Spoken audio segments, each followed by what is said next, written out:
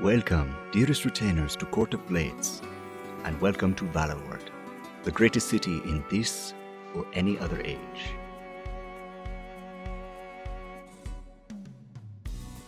A city where hearts race and swords flash, where intrigue and danger lie around every corner. Centuries ago, celebrated veterans were given title to Valor Isle, a place long abandoned by its first residents. Here, the heroes found ancient secrets, bountiful land, and a fruit bearing oracular gifts. Generations later, 6 families vie for ultimate control of this jewel of the archipelago, each seeking to lead the great dance of houses. A new retinue rises to clash with flashing blades, veiled plots, and powerful magics in pursuit of their house's interests and their own secret ambitions. Speculate presents Valloward, a Court of Blades campaign, starring Premee Mohamed, Marie Bilodeau, Brandon O'Brien, Gregory A. Wilson, and your dancing master, Michael R. Underwood. Be welcome, retainer. Get comfortable, but not too comfortable. It's time for Court of Blades.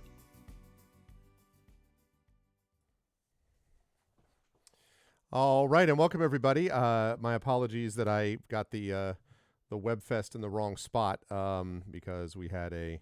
What is going on with my... Oh, okay. So apparently my Stream Deck has broken again. Boy, it is... Stream Deck has been on a roll in terms of not actually working properly as of late. I do not understand what on earth has been going on with the Stream Deck, but their software needs a lot of work. Anyway, my buttons are off. So, but anyway, my apologies, therefore, that the thing that I had that was in the way of stuff, and I did not mean for that to happen. But it is good to see everybody. Welcome, everyone, to Court of Blades Valloward. This is a Speculate event, as always, and I'm going to hand things over in just a moment to our dancing master, Mike. Just before I do that, a couple of reminders about ways to support us here on the channel. If you haven't done so already, please follow the channel, and please make sure to do all the various things that you can do by checking out YouTube with !arvtube, Discord !arvcord, Twitter !arvtweets, and our website arvanelaron.com. But especially tonight, as I always say on Speculate nights, what I'd like you to focus on is Speculate, !Speculate, where you can get more details about all of that and where you can find more information about us and more information about what it is that we do over at speculatesf.com. !Speculate will allow you to do that, which would be lovely, because that is what allows us to present to you these events that we do here twice a month right now with Court of Blades, but we'll be adding more stuff in as time goes on. One quick note on scheduling. Tonight we have Speculate Court of Blades. Tomorrow we will have Expedition from the Mysterious Peaks. We'll be back with you again, and we will have a full crew tomorrow. We should have a full crew tomorrow evening, which is very exciting because I'm looking forward to getting back into Expedition. So that is going to be happening tomorrow, so I hope you folks will join us for that. But for right now, the time has come for us to continue on with the power of Speculate. And so I'm going to unmute myself and apologize unreservedly for whoever I might have interrupted because I can't hear you. And then I'm going to drop down and unmute them. And last but certainly not least, I'm going to head over to reveal to you the incredible crew of Court of Blades Valloward. We are here and ready. And so I'm going to hand things over to our dancing master, Mike, whilst I try to figure out why my Stream Deck has decided to burst into flames. But I will hand things over to Mike in just a minute. This happens all the time. It's a great product, except they can't get their software right. Anyway, I will not complain. Instead, I will hand things over to our dancing master. Mike, over to you. Well, as we say in show business and when we're fencing and dancing, the show must go on. I think something being on fire is not in any way, shape, or form a deterrent to a fencer or a courtier. So we will just continue as if nothing was happening while we provide cover for our colleagues to do whatever it is that they need to do, because sometimes running a stream is like pulling a heist, but the con that you're pulling is either on the technology or on yourself. So welcome to Court of Blades Valloward. We are playing Court of Blades, a game by a couple of Drakes, that is Sean and Navi Drake. The game book looks like this. It is lovely. We are very grateful to have the support and assistance of a couple of Drakes who provided that lovely opening video that you saw at the beginning of the stream, as well as providing some assets that we've been using for the overlay that you see here that I've kind of modified, as well as some of our promotional materials. So we sent our great thanks to the Drakes for their assistance, in addition to making a wonderful game that we are all enjoying and continuing to play here. If you didn't hear last time, you may have seen during the intro section that Valloward is an official selection of the New Jersey Web Fest, which is a film festival, but for web content. And they have added in recent years both actual play podcast and actual play video categories. And we are very honored and pleased to be a selection in the actual play video category. And so plans are already in motion to see if we can get some members of the co-host team up to New Jersey for that event later in the year, where we hope that we will get to connect with many other wonderful folks making actual play shows and other web series of many sorts, which are things that I like a lot. I, as Greg has mentioned, am your dancing master. This is a fancy word for the GM that I like a lot, so I keep using it. I am Michael R. Underwood. I'm Mike everywhere except my byline. I'm one of the co-hosts of Speculate here, in addition to being a writer of science fiction and fantasy, as well as a professional GM with Start Playing Games. And I do a lot of things because too much boredom is bad for me, and I have to constantly balance between understimulation and overstimulation, because that's life with ADHD. I am joined by a lovely cast of wonderful players who bring their own individual creativity to the game and all happen to be active and professional science fiction, fantasy / horror professionals of many sorts, winning accolades and doing other wonderful things in a variety of configurations, and we are very pleased to have them here. I will ask them now to introduce themselves, starting with Premee. Hello. Thanks to all our viewers. And thank you, Mike. Yeah, I am Premee Mohamed, as Mike mentioned, a shockingly Nebula, World Fantasy, and Aurora award-winning author of science fiction, fantasy, and horror. And also a scientist who is, I would say, generally unfazed by things being on fire. Generally, that's the least bad thing happening in the lab, so don't worry about it, Greg. And I play Lutris, who is the Couth, a streetwise wild card, lucky or dangerous to rise from the gutter. So he came up from very low places, thought he would find his place in the military, and now works for House Vorster, trying to find his feet there. Hey, I'm Rhiannon Held. I write urban fantasy as Rhiannon Held, and space opera is RZ Held. In my day job, I'm a professional archaeologist. And I play Jensia, who's the knack of the coterie, doing all the magic kind of stuff. Hello, everyone. It is I, Brandon O'Brien. I am a poet, writer, and game designer from Trinidad and Tobago, and my day job is just more of that. I am one of the co-hosts of Speculate alongside Mike and Greg, and tonight I will be playing Zelfa Hamill, the Key, local Dialta, the only local Dialta on this coterie. Have a lot of feelings about the nature of this island, and very excited to just talk people to boredom in order to get my job done. Hi everyone. Yeah, so I am Arvin Elleron on this channel. I am Gregory Wilson in real life. I'm frustrated because it looks like my Stream Deck profile is completely gone. So all the buttons are completely gone. So I'll have to reassemble them, which is great because in my copious free time, I was just thinking, how am I going to use up my copious free time? I am very frustrated with Elgato. Anyway, but that's not what I want to talk about. I am here. I am, as has been noted, a speculative fiction author myself. Currently working on revisions for book 2 of my Grey Assassin trilogy. Grey Shade was last year. Renegade will be out later this year, and I've just gotten some beta reads from some people who know something about this.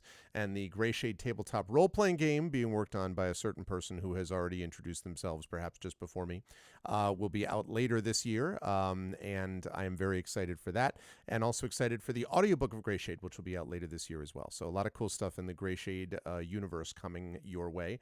And I am playing Karevis Dorencio, the Bravo, with a somewhat overdeveloped sense of honor, a desire to protect people around, including the members of this coterie, and on a journey attempting to discover aspects of faith when that faith is sorely tested. Right. So that is our coterie. They are known as the Messengers of House of Vorster. And House of Vorster is one of the 6 great houses of the city-state island known as Valloward. If you are new to the show, Valloward is a an island city that several hundred years ago was founded by a new wave of immigrants from another continent. And it was initially named Valor's Reward because it was granted to a variety of veterans of a war in that other continent. Now, this island had previously been occupied by the people who are known as the Dialta, but for reasons that are their own, that we will hopefully learn at some point in the series, the Dialta left the island at some point. And so when the people from this other continent came, they thought that this island was uninhabited. And so we have this interesting dynamic where some of the Dialta have returned to this place that was their home first, and then we have this wave of immigration and settling that has kind of gained and accreted history over time. This island is bountiful, largely agriculturally, but also magically. So there are several types of magic that work and operate here in Valloward, and one of these styles that is fairly distinct to Valloward is a type of earth magic that is known as Ardcraft. And then there is a more, I would say, traditionally European hermetic, somewhat more reminiscent of D&D magic style that comes from the continent where the people who are now known as the Valloward immigrated from. House of Vorster is a house of martial tradition. They date back to the founding of Valloward. But in recent years and decades, they had fallen out of favor in the great kind of dance and game of major houses. These are the noble houses that kind of maintain control and have great influence throughout the city. They do not technically rule the city, but they rule the city. What they have is a polite fiction where their infighting is granted a gloss of elevation and sophistication. And in exchange, they try to minimize the amount of blood that is spilled on the street as they continue their machinations and their infighting amongst themselves. House of Vorster has just recently clawed its way back into the high table or the main floor of the Great Dance, as it is known. So there are 6 major houses that are at the top of this. There is a grand council of the dance that kind of administers that fighting, that infighting between them. And then there is a civic architecture or civic infrastructure that handles the day-to-day operations of the city, but the great houses have a lot of influence with those individual civic institutions because this is a Forged in the Dark role-playing game. And like Blades in the Dark, the game that created that style, it is very focused on faction relationships. So we will talk about some different factions in the game today, in addition to that set of 6 houses, of which House of Vorster is the house that this group is working for. In the previous session, we had the passage of seasons moving from spring into summer. Summer in Valloward is the season of storms because Valloward is part of an archipelago that is very much inspired and informed by the Caribbean on Earth. And so we have some cultural touchstones that are being drawn there.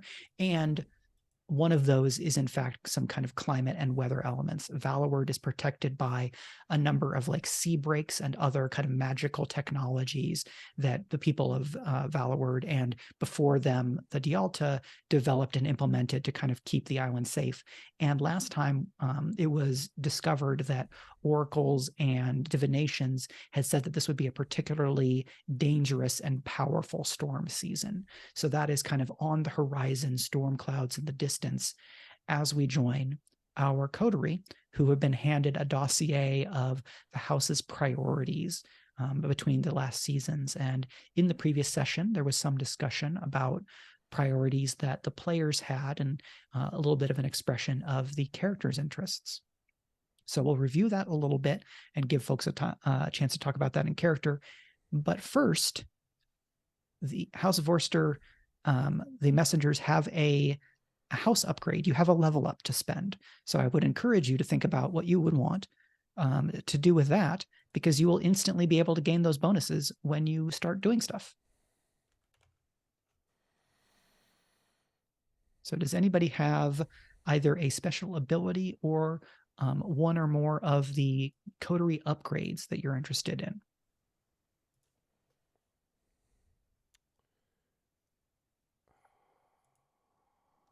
So these are located in the house sheet. There's the unique upgrades, which are kind of special to Vorster. There's the universal upgrades, which anyone can take. And then the special abilities, those are kind of like bigger or broader powers. For a level up, you can get one special ability or two of the upgrades. So I have thoughts that I would like to run by the rest of the coterie, because there are things that I think would help us on a mechanical level, and there is a thing that I think will kind of also help us on a mechanical level, but also on a flavor level would be particularly dramatic at this moment. So the useful thing, obviously, is I think that we should upgrade our travel very heavily. So we either need thoroughbreds or dedicated transportation, which I think would be very useful. And I also think that having a ritual space or a workspace would be good for prioritizing either general long-term project stuff or any potential focus on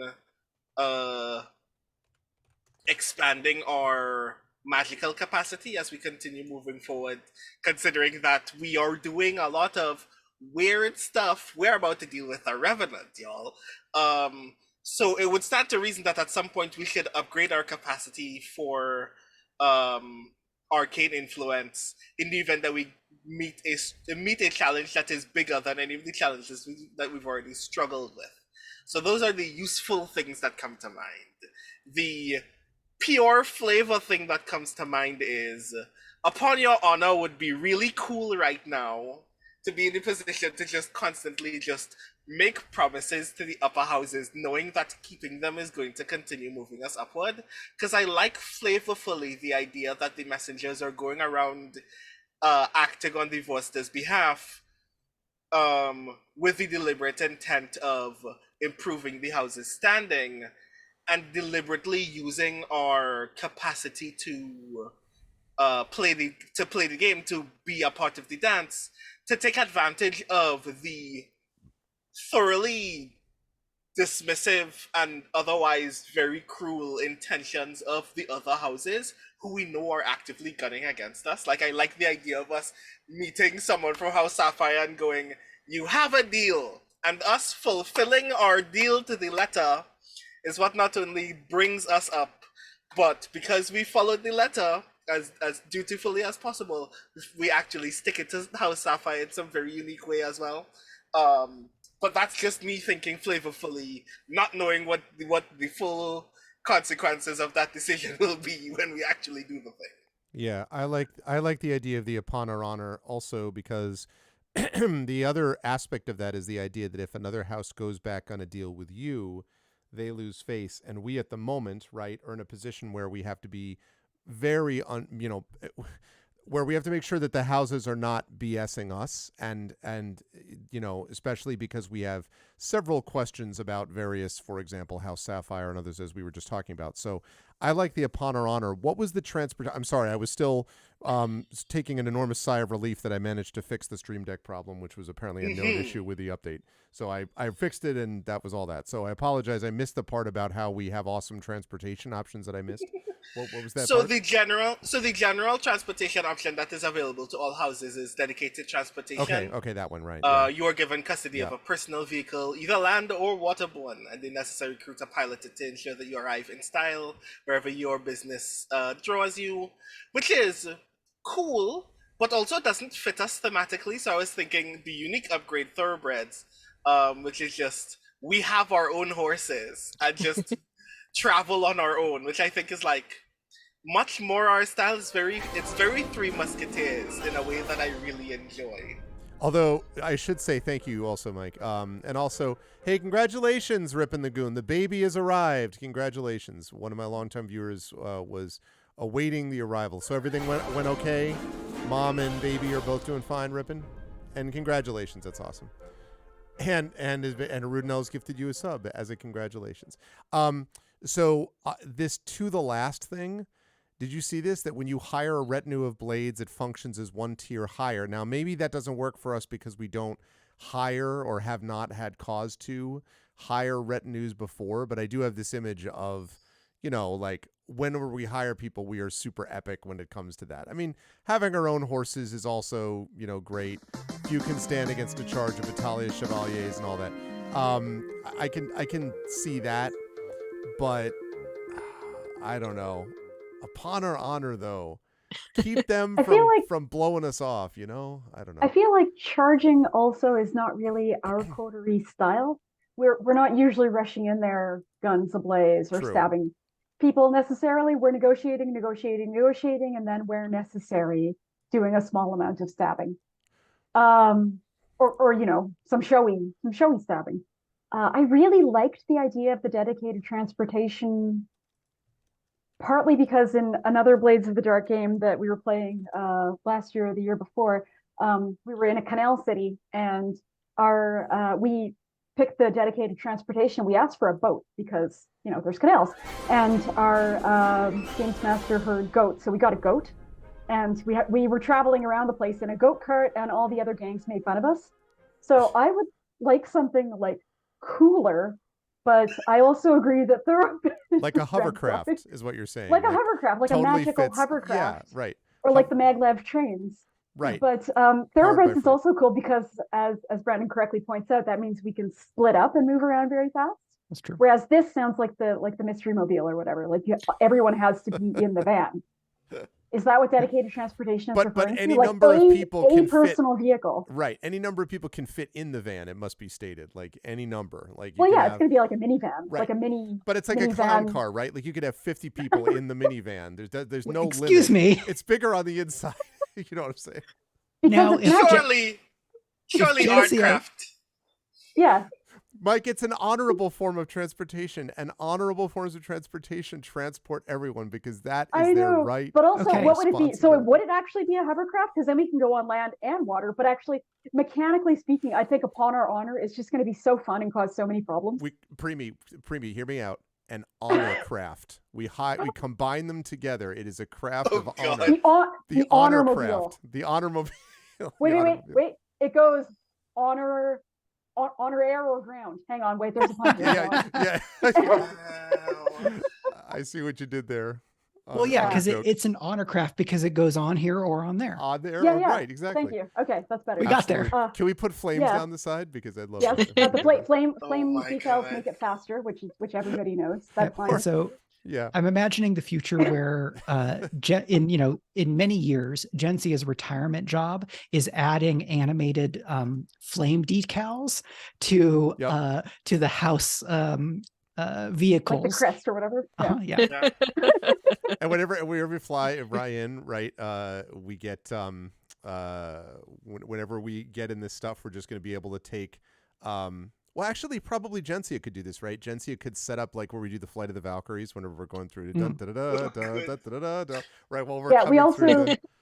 and you know, to prevent like civilian collisions or accidents with people that are not in a very cool piece of dedicated transportation, we're going to need a custom horn as well. Right, exactly. So which goes and that's so we do that when we're exactly coming through the streets. Oh my god!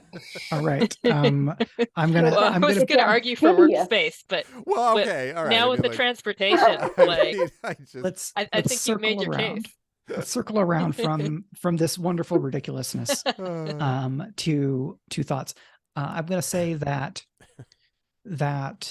ability that gives you the bonus with the blades doesn't make a lot of sense to take until you already have taken a retinue or a colleague. Okay. Because Alonso is a colleague, basically one more skilled person, adding a retinue is certainly something you could do.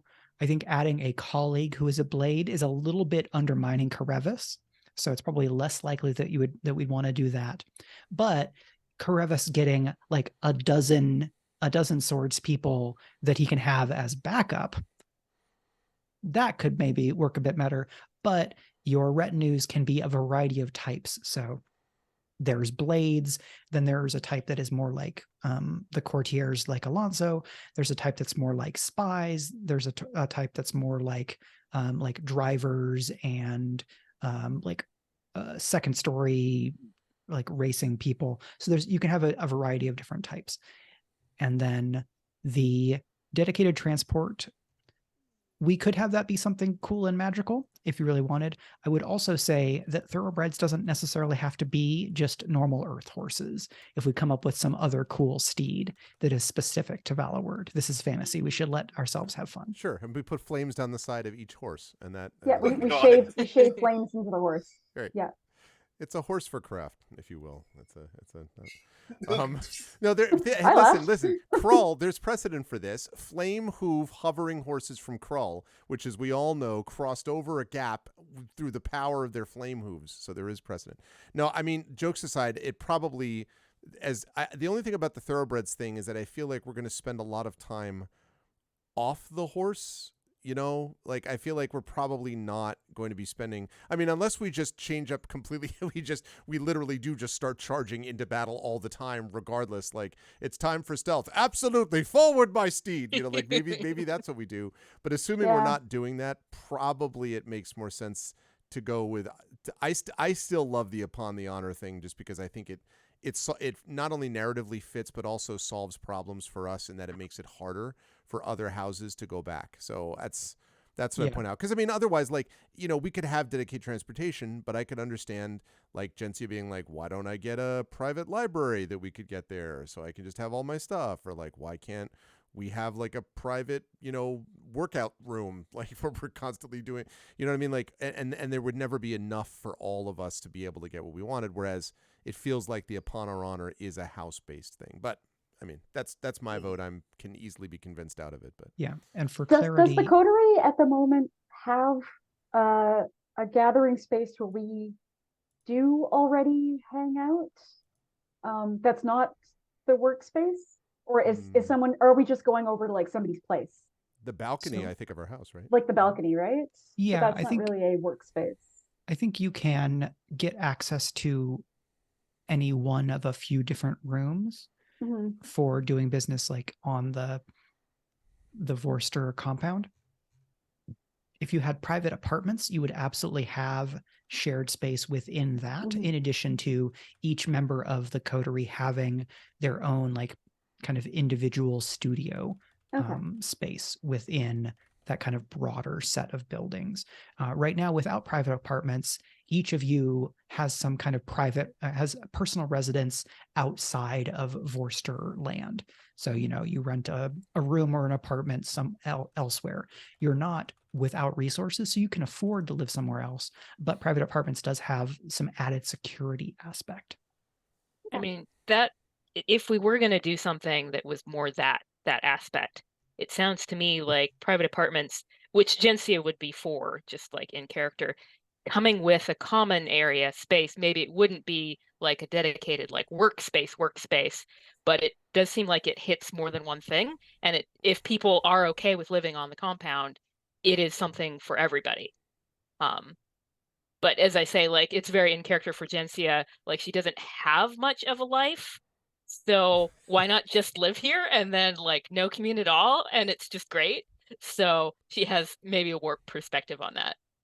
But I mean, it says grant a measure of safety security away from those who mean you ill. Are there people in House Vorster that mean us ill? I mean, like, there are clearly other houses that mean us ill, but like, my impression is that, you know, we obviously have our coterie is like the cool kids club in House Vorster, but I imagine, I mean, I don't know, do we have a... On a Right. narrative level, outside of House Sapphire, who hasn't gone out of their way to obviously make themselves obviously our enemies yet, I think the only person who obviously has enemies right now is Zelfa, and it hasn't gotten weird yet. So I'm fine with waiting. Yeah, because without private apartments, you know, wherever Zelfa lives in some neighborhood, it would be fictionally much easier for me to say, you know, at the beginning or maybe the end of an episode, and then, you know, we see each of the characters from the coterie heading home. You know, we get a short montage there, and then Zelfa, as you turn the corner to your house, suddenly there are 6 cloaked figures in front of you, and they all have crossbows. And we'll see everybody next time. I see.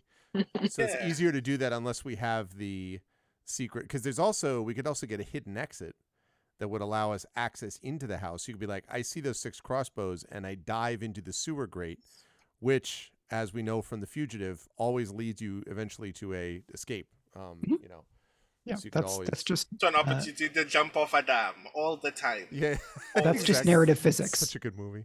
Oh man. And then you put flames down the side of the sewer. No, I'm just kidding. I want to make sure we brand it properly. No, nothing says hidden like putting flames on an exit. Yeah, okay. So I guess that's fair enough. Like, I guess what I'm imagining in my mind is that Vorster is the relatively safe space where we're like hanging on the balcony or whatever. And the problem is certainly for Zelfa outside House Vorster. And my imagination is that private apartments are basically in the house. But what you're saying is that, Mike, is that this is a separate, like, private apartments are separate from the house, are in another part of the city, and thus are another part of it. No, they're in the house. I'm imagining if you take private apartments, that either means that the house redecorates and makes living space for you within the buildings that House Vorster controls directly, or they buy a set of apartments across the street and extend their security.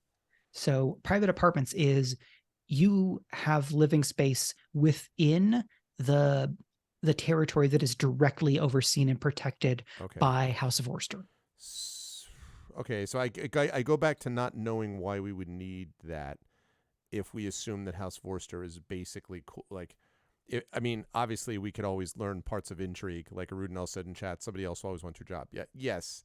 I mean, Greg, the more you say that private apartments are important, the more it makes me want to have somebody get jumped on the way home. Okay, but what I'm saying is but this is my point though. Being jumped on the way home doesn't solve that problem, because the private apartments are inside House Vorster's like security zone. You need to get home there anyway. So if Zelfa is jumped in, like, you know, the merchant district in the southwest or whatever, that's not going to help Zelfa get, you know, save themselves, right? It would only be if they were jumped in the halls of House Vorster, which is why I was asking, where are these apartments? Right. Well, it's basically what Rhiannon said jokingly about Gencia. If you don't need a commute to go home at the end of your workday, you can't get jumped on the way home at the end of your workday. So this is so we can work remotely, is what you're saying. This is what is it? Whatever absolute garbage neologism businesses have come up with, where they are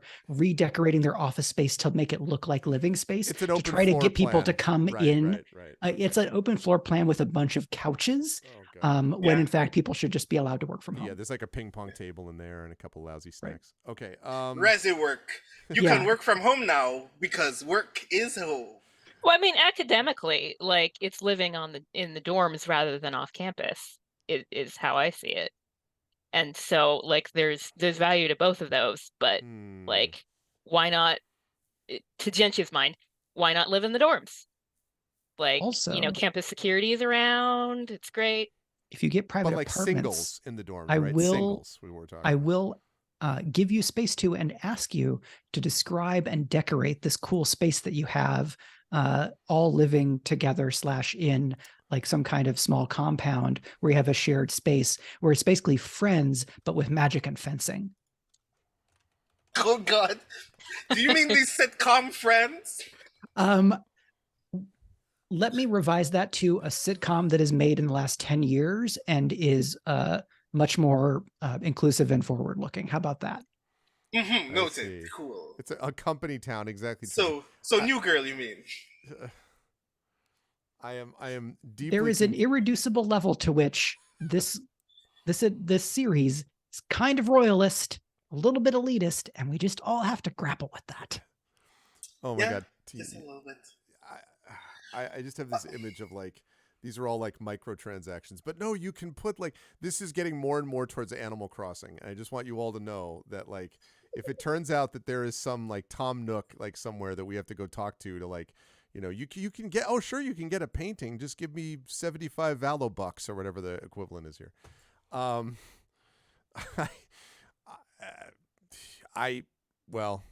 Listen, I will not stand in the way of private apartments. I'm still voting for Upon Our Honor myself. Yeah, well, I'm going to call the question. That one has it. So who is excited about Upon Our Honor? Yes, honor.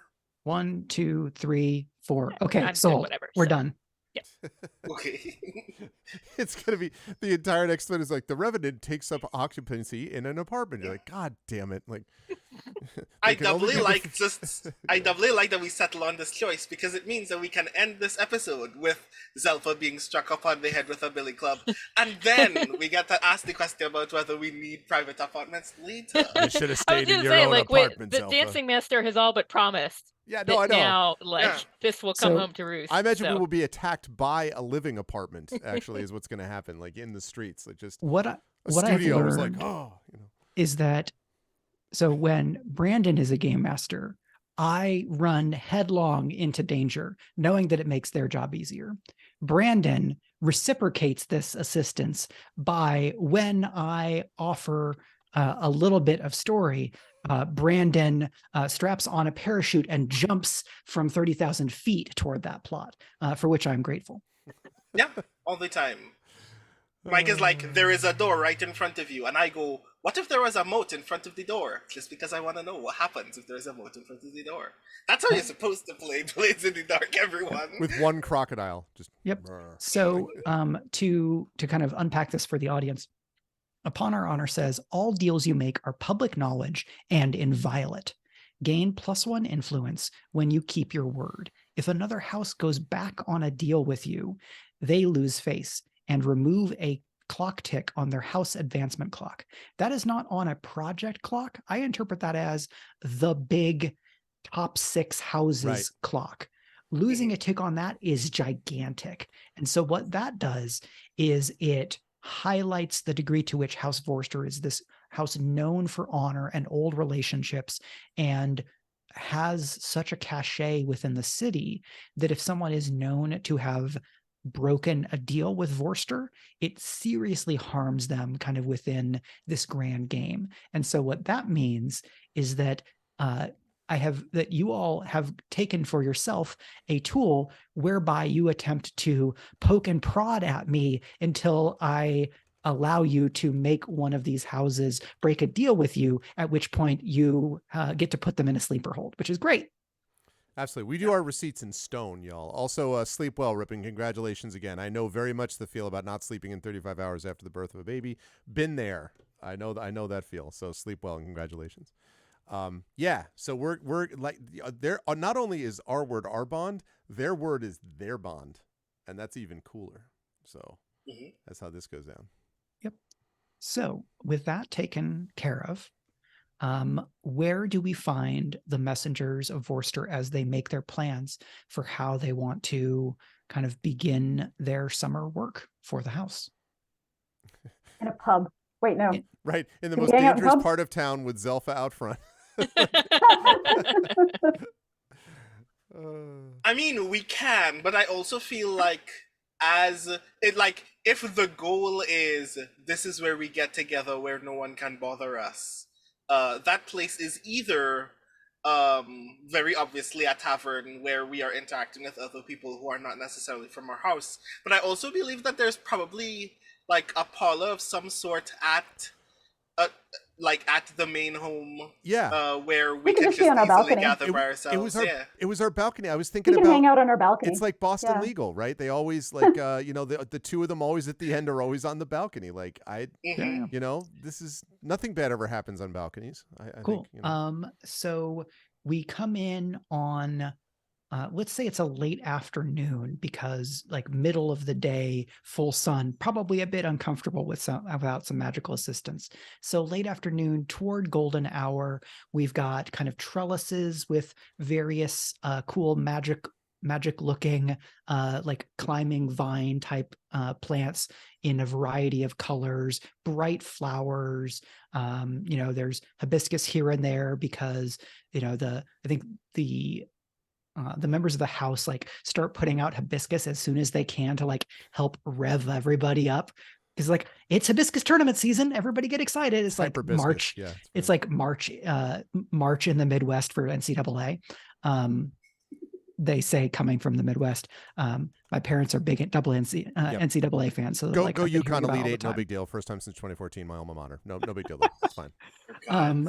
And so there's all that. There's, so it smells great because there's all this all these kinds of fresh plants. There is probably a big pitcher of kind of a fruit and herbally spiced wine that is set out for you, and some of the cool like floating magic crystals that absorb sunlight and then power various magical kind of utilities here. So you're getting an additional breeze that is a magical breeze. That's a cross breeze with what you're actually getting.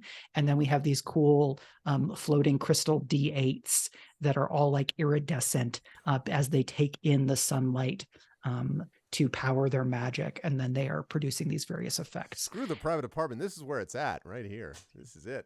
So you all have yourselves a table. I think there's probably, one or two off-duty guards elsewhere on the roof, and then a couple of other like clerks or something, as this is kind of like the nice break space.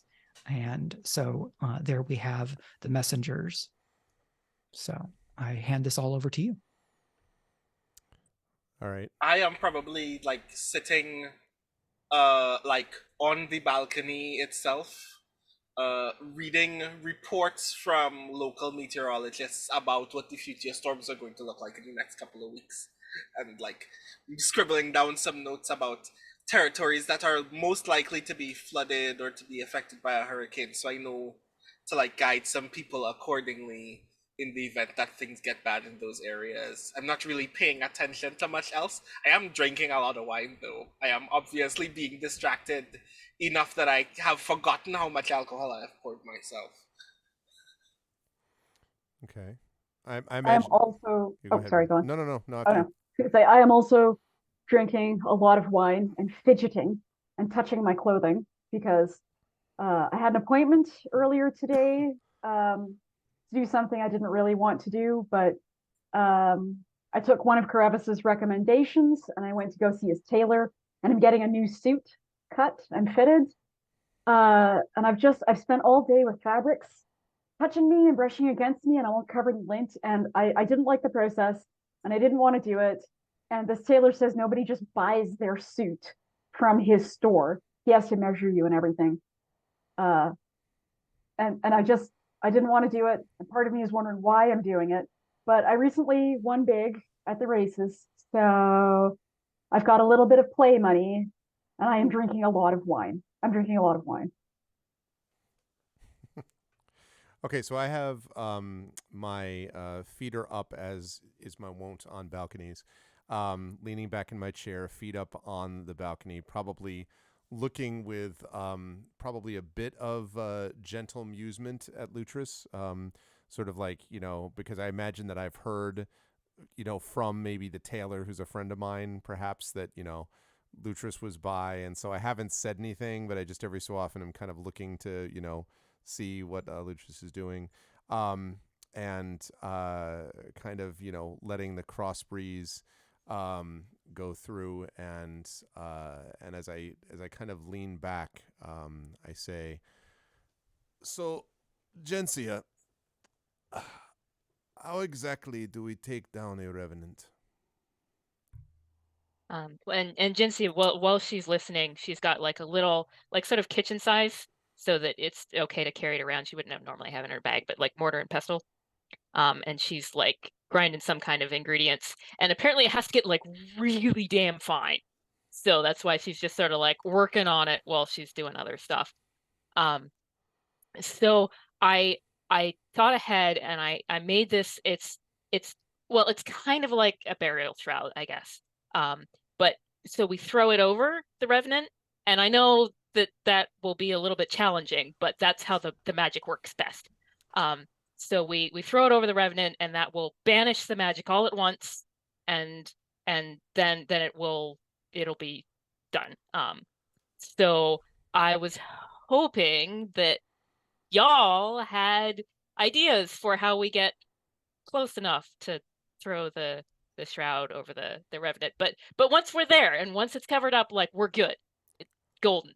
How long does this have to stay on the revenant? I don't know.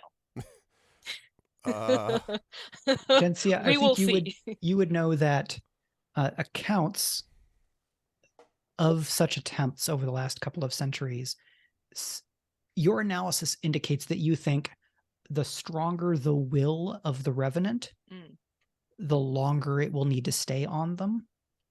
And you think that you may have surmised or may guess that having some kind of sympathetic tie between the material and the shroud and the individual may have an impact on the efficacy. Oh. All right, simple enough. We bait it to come to us. We attack it at a time of our own choosing. We throw the thing over the revenant. Lutris and I hold it down for a certain period of time while Zelfa and Gensia, you are walking around, making sure it does not escape, making sure no other creatures come and attack while we're doing this. And then at a certain point, the revenant disappears, and we are covered in glory. This all seems reasonable. The revenant is tangible enough to be held down in this way, right? It's not going to become a suddenly, what's the term? A shadowy figure, perhaps? Well, the dancing master can correct me, but I was assuming that it would become a dead body. Yeah. Once the magic has left it. Yeah. So.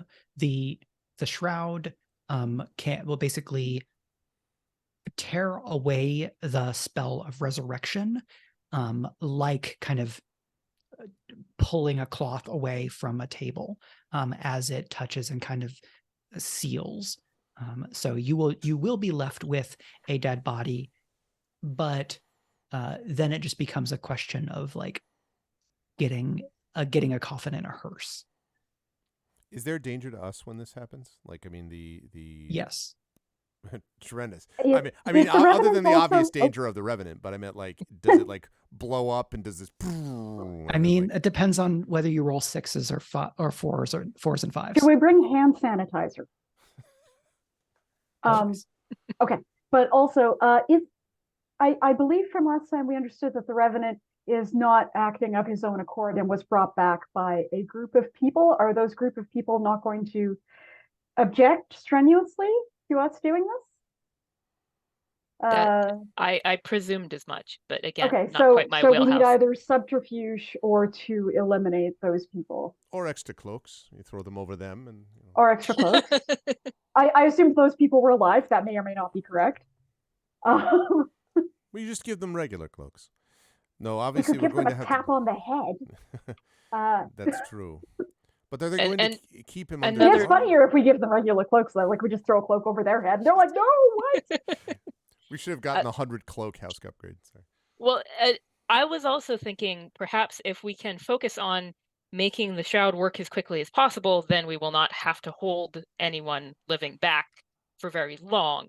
In which case, if I can add something to the shroud to get an affinity with the revenant, if we could find something in the tomb or something to have an affinity, then I think it would work more quickly. We had a little scrap of cloth or something, didn't we, from the tomb? A piece of ripped jacket or a button or something? Right, I thought we did too. Like, we just grabbed it and I stuck it in my pocket because I like shiny things. So if I would that help? Yeah, hang on. Hang on. Yeah, here you go. Okay. So I think creating this shroud is probably either an acquire asset role or a downtime project. It's probably going to be easier to do as an acquire asset role. I thought I did that last session. I don't remember if I did the role. I added it to my sheet. Yeah, so if it's already on your gear, then you're golden. Okay, yeah. Yeah, that's what I did for my downtime. Was the one use anti-magic shroud, indeed. Yeah, I remember that. Yep. Great. I see that there. So you do not have to do anything additional there. I think modifying it with the scraps is not something that will require a roll. Okay. So you're good there. Flames down the side, though. Like red and gold flames. It's the colors of the house. So then the question is, how do we get to the revenant or bring the revenant to us without these people around them being part of the mix, unless we can bait them out somehow? The revenant is not going to be, perhaps it came back because it was brought back, but it still has got its own will, yes? It won't simply follow the rules as if it were enslaved to the will of these people, yes? Yeah. So Jensia, the reading that you've done on revenants, a revenant far from their original life tends to experience something of a narrowing of emotion, where they are almost like whittled down to their core aspects of personality. They become more rigid, but also strong in that rigidity. So if you took here's 20 personality traits, a revenant from 200 years ago maybe has 3 personality traits that are 6 times as strong. But a necromancer could exert direct control over a revenant. To what degree that is happening is something that you would need to probably uncover with direct contact with the revenant or the necromancer, kind of like more close study. But it might be good to assume that it could go either way, that it could be under fairly direct control, or the revenant could be that they sort of introduce the idea that you need to protect us or save us, and if the revenant is really focused on that, then they could be behind it of their own will. It's just that they're got the tunnel vision. If we don't know the answer, then we're going to have to find it out with a little bit of surveillance ahead of time, it seems to me. See whether or not the creature is behaving as if it is being directed by others, or if it is simply with them in their house. If it's the latter, it's more easy. If it's the former, then we are going to have to figure out a way to deal with the controller at the same time as we deal with the controlled. But either way, we probably will need more information, at least to make sure that we understand what we're dealing with. I'm curious, Zulfa, what what Dialta folklore and knowledge says about revenants. I imagine that a lot of the Alta folklore about the act of resurrection is essentially that the soul, being ephemeral, can't be fully recaptured once it is escaped, because it has a duty to pass on to whatever comes afterward. And the act, therefore, of attempting to reclaim that is not only always incomplete, but always on some level painful and psychologically abusive, to the point where though that kind of agrees with other perspectives of um, uh, the nature of revenants, in that the reason why revenants kind of hone in on one or two particular personality traits are because those are the ones that A, survive when being recaptured, and B, are the ones most prone to resisting the psychic force of being recaptured. And that's why they're often also the most hostile, because it's an attempt to literally break the chains of resurrection. So the reason why I'm particularly bothered is because we're going to meet a particularly physically violent version of Villanso when we go up to him, because he's probably trying to get out of his body anyway, or at least that's the way that I see it. And I do not like that idea. That's not going to be fun.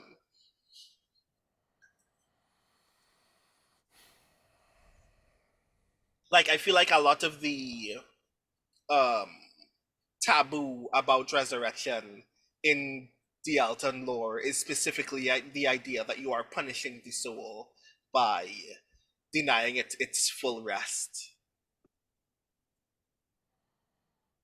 And with previous downtime work, you have identified the place where Villanso is staying and the faction that is most directly like surrounding him. The shield breakers, that being right? the shield breakers, Yeah. who are mostly but not entirely retired or dishonored members of the City Watch who stand opposed to how the City Watch does business. The shield breakers do have something of a, I would say, affinity or alliance, depending on who you asked, with the Dishonored, which is a militant revolutionary faction that wants to upend kind of the entire base of Valloward society. You know, this core tenets of praising excellence and like beauty in function being equated to value. Kind of some of these things that we talked about early on in the world building, both ex novo and in some of the supplementary world building work and streams that like Brandon and I did, and some of the ones that I did myself. What a lovely group. But the shield breakers are not... They're not part of the City Watch anymore for a reason. They have some talent, but not enough talent. Yes? We can handle them if we have enough people that are able to back us up. If they have decided to make this play, they are doing so not on the basis of any kind of training or honor, but because they see their way clear to run roughshod over the traditions of the city, over the taboos of the city. They can do what they wish. But the shield breakers don't concern me as much as this revenant. You know, when Villanso was alive, he was a hero. Mercenary, yes, but a hero. These are grave robbers, essentially. Why did they bring him back? What are they doing with him? I don't know. What was the goal there? I don't know. I don't know if are they're they going the ones to pushing defend it or him to the somebody death? else. Do we think? If they had any honor to go to death. Ugh. No, I don't like it. We better come up with something. What about a diversion? I mean, if we can reduce the numbers of the shield breakers around him, lure them out, and then whoever's left, sneak in, throw the cloak. Are the shield breakers, do we know if the shield breakers also have engaged in, because they are a bunch of they're affiliated with the Dishonored and all this stuff, presumably they have broken some laws, right? I imagine that they are, would there be some, and also clearly the City Watch doesn't like them. Would there be some value in getting the City Watch a free run at these guys? Because imagine, Karevis says, settling back into his accent, imagine if you were to bring the shield breakers out to deal with the City Watch, or more specifically, that the shield breakers out when the City Watch just happens to be passing by. And before you know it, you bite your thumb at me, sir, I do bite my thumb, but not at you, sir, and we have a brawl in the streets. The City Watch is happy because it gets the shield breakers exactly where they want them, that is in their jail cells, and in the meantime we have the distraction we need. And, separately, perhaps the City Watch ends up owing us something. That's not such a bad thing. If we can arrange it so the shield breakers are out on the street, you get some bad people off the streets again through the City Watch, and the diversion that we're looking for. We just set up a fight, I like this idea, and I think they'll leave Villanso very lightly guarded, probably, because he's dead. Where is he going to go? Exactly. So for context, the Watch is a sphere of influence under House Corinne.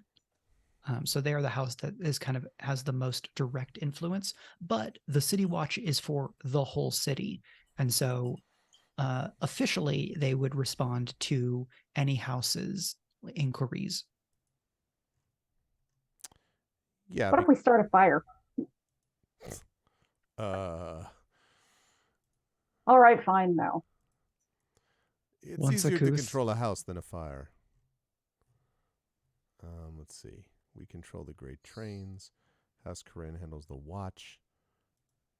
I see that for some reason the copy of faction relationships isn't popping up for me, but I thought that what we could, because I wanted to know what our relationship with House Corinne.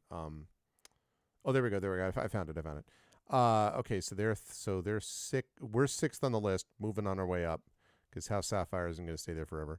And then House Corinne is fourth. So, but then the problem was we also said that eventually, the note that I have is that House Liranti hired the shield breakers to undercut House Ferrist because Julian Villanso eventually became part of House Ferrist. So that's what I have as my note, Mike. Is that right? Is that in the general ballpark? Let me double check what I said about Liranti. Because if that's true, then what we can do is if they hired the shield breakers to undercut House Ferrist. Yeah, sorry, go ahead. The last note I have about Liranti, which may have gotten conflated here, is that the Grove Strider, that kind of quote unquote monster, was magically aggravated by people who were hired by House Liranti because Ferrist has the sphere of influence that is the Green Sea. I don't know that I said anything about Liranti with regards to Villanso. Okay, so they did try to undercut House Ferrist, but not by hiring the shield breakers. That is what I believe I have said. Yeah. Okay, so we don't know who hired the shield breakers then. That is an open question. Okay. House Sapphire. Not really.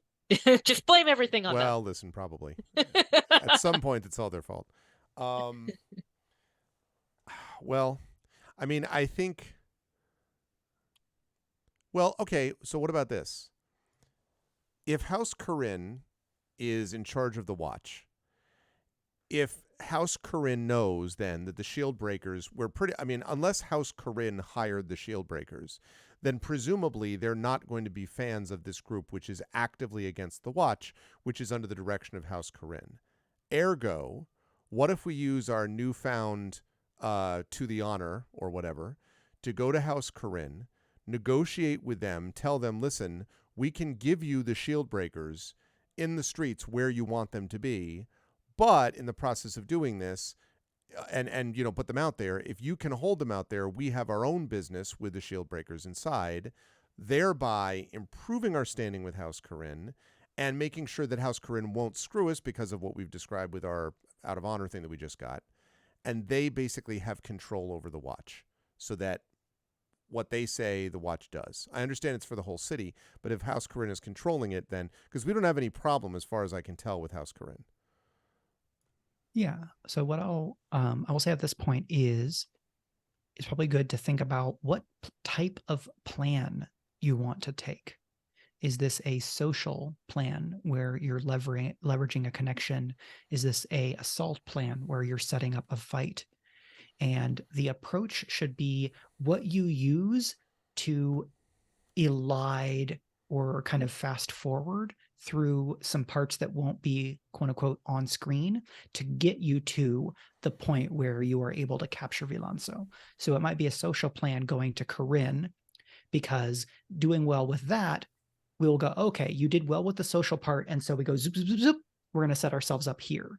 An assault plan would be more like just setting up a place where you storm that inn that you tracked Villanso to.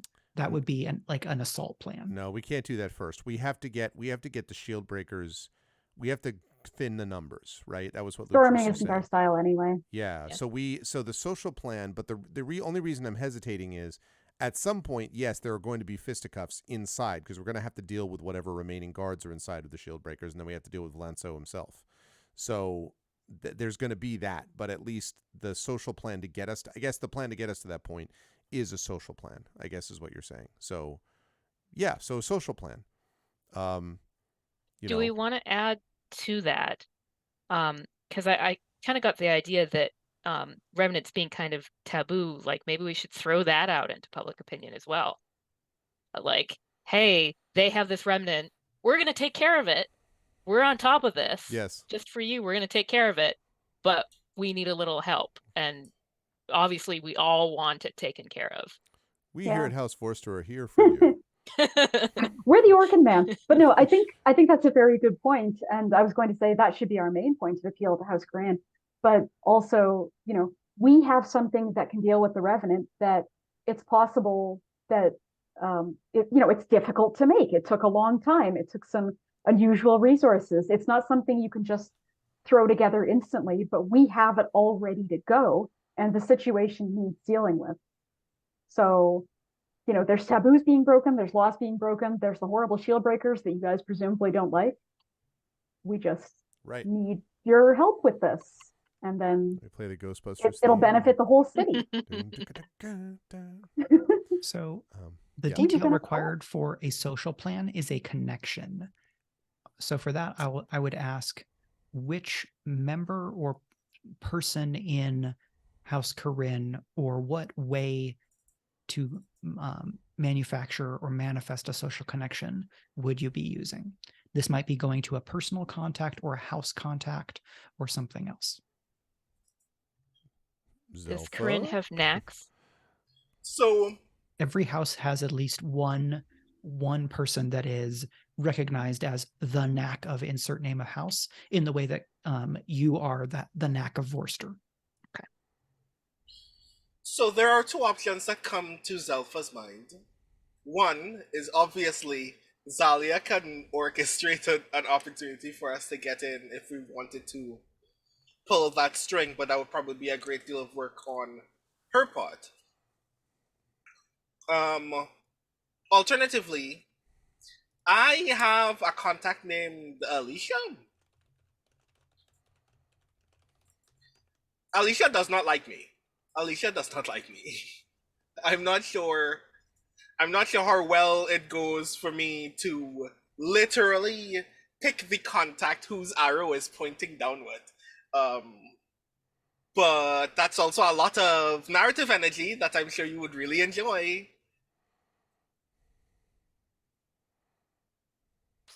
Me having to contact literally a frenemy. Sounds like fun. Also make sure to check the contacts on your house list. So that is, you have a contact with the Great Trains, for that being a sphere of influence. You have Alonso, who is your courtier. Alonso can also make an introduction for Yeah, us if does necessary. Alonso, I feel like he knows everybody. Yeah, I think, Everybody and he's in every terrifying. house. yeah, He's I think terrifying. tapping Alonso here is totally viable. Yeah, He I must think have an in. Yeah. I think that would make the most sense. Okay. So He recommended a Who techni- bootmaker to me last week. I don't know. Who He knows technically is everybody. who technically is Alonso closest with? Because I assumed that was Karevis. I don't know. That's up to y'all. I assumed Karavis. I know him. I can speak to him. Alonso just seems like Karevis's good friend.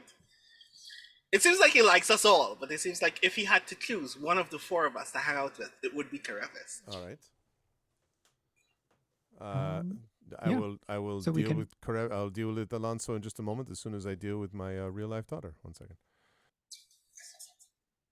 The other thing to think about is stuff that you might be able to stack together to give yourself a bonus on the engagement roll.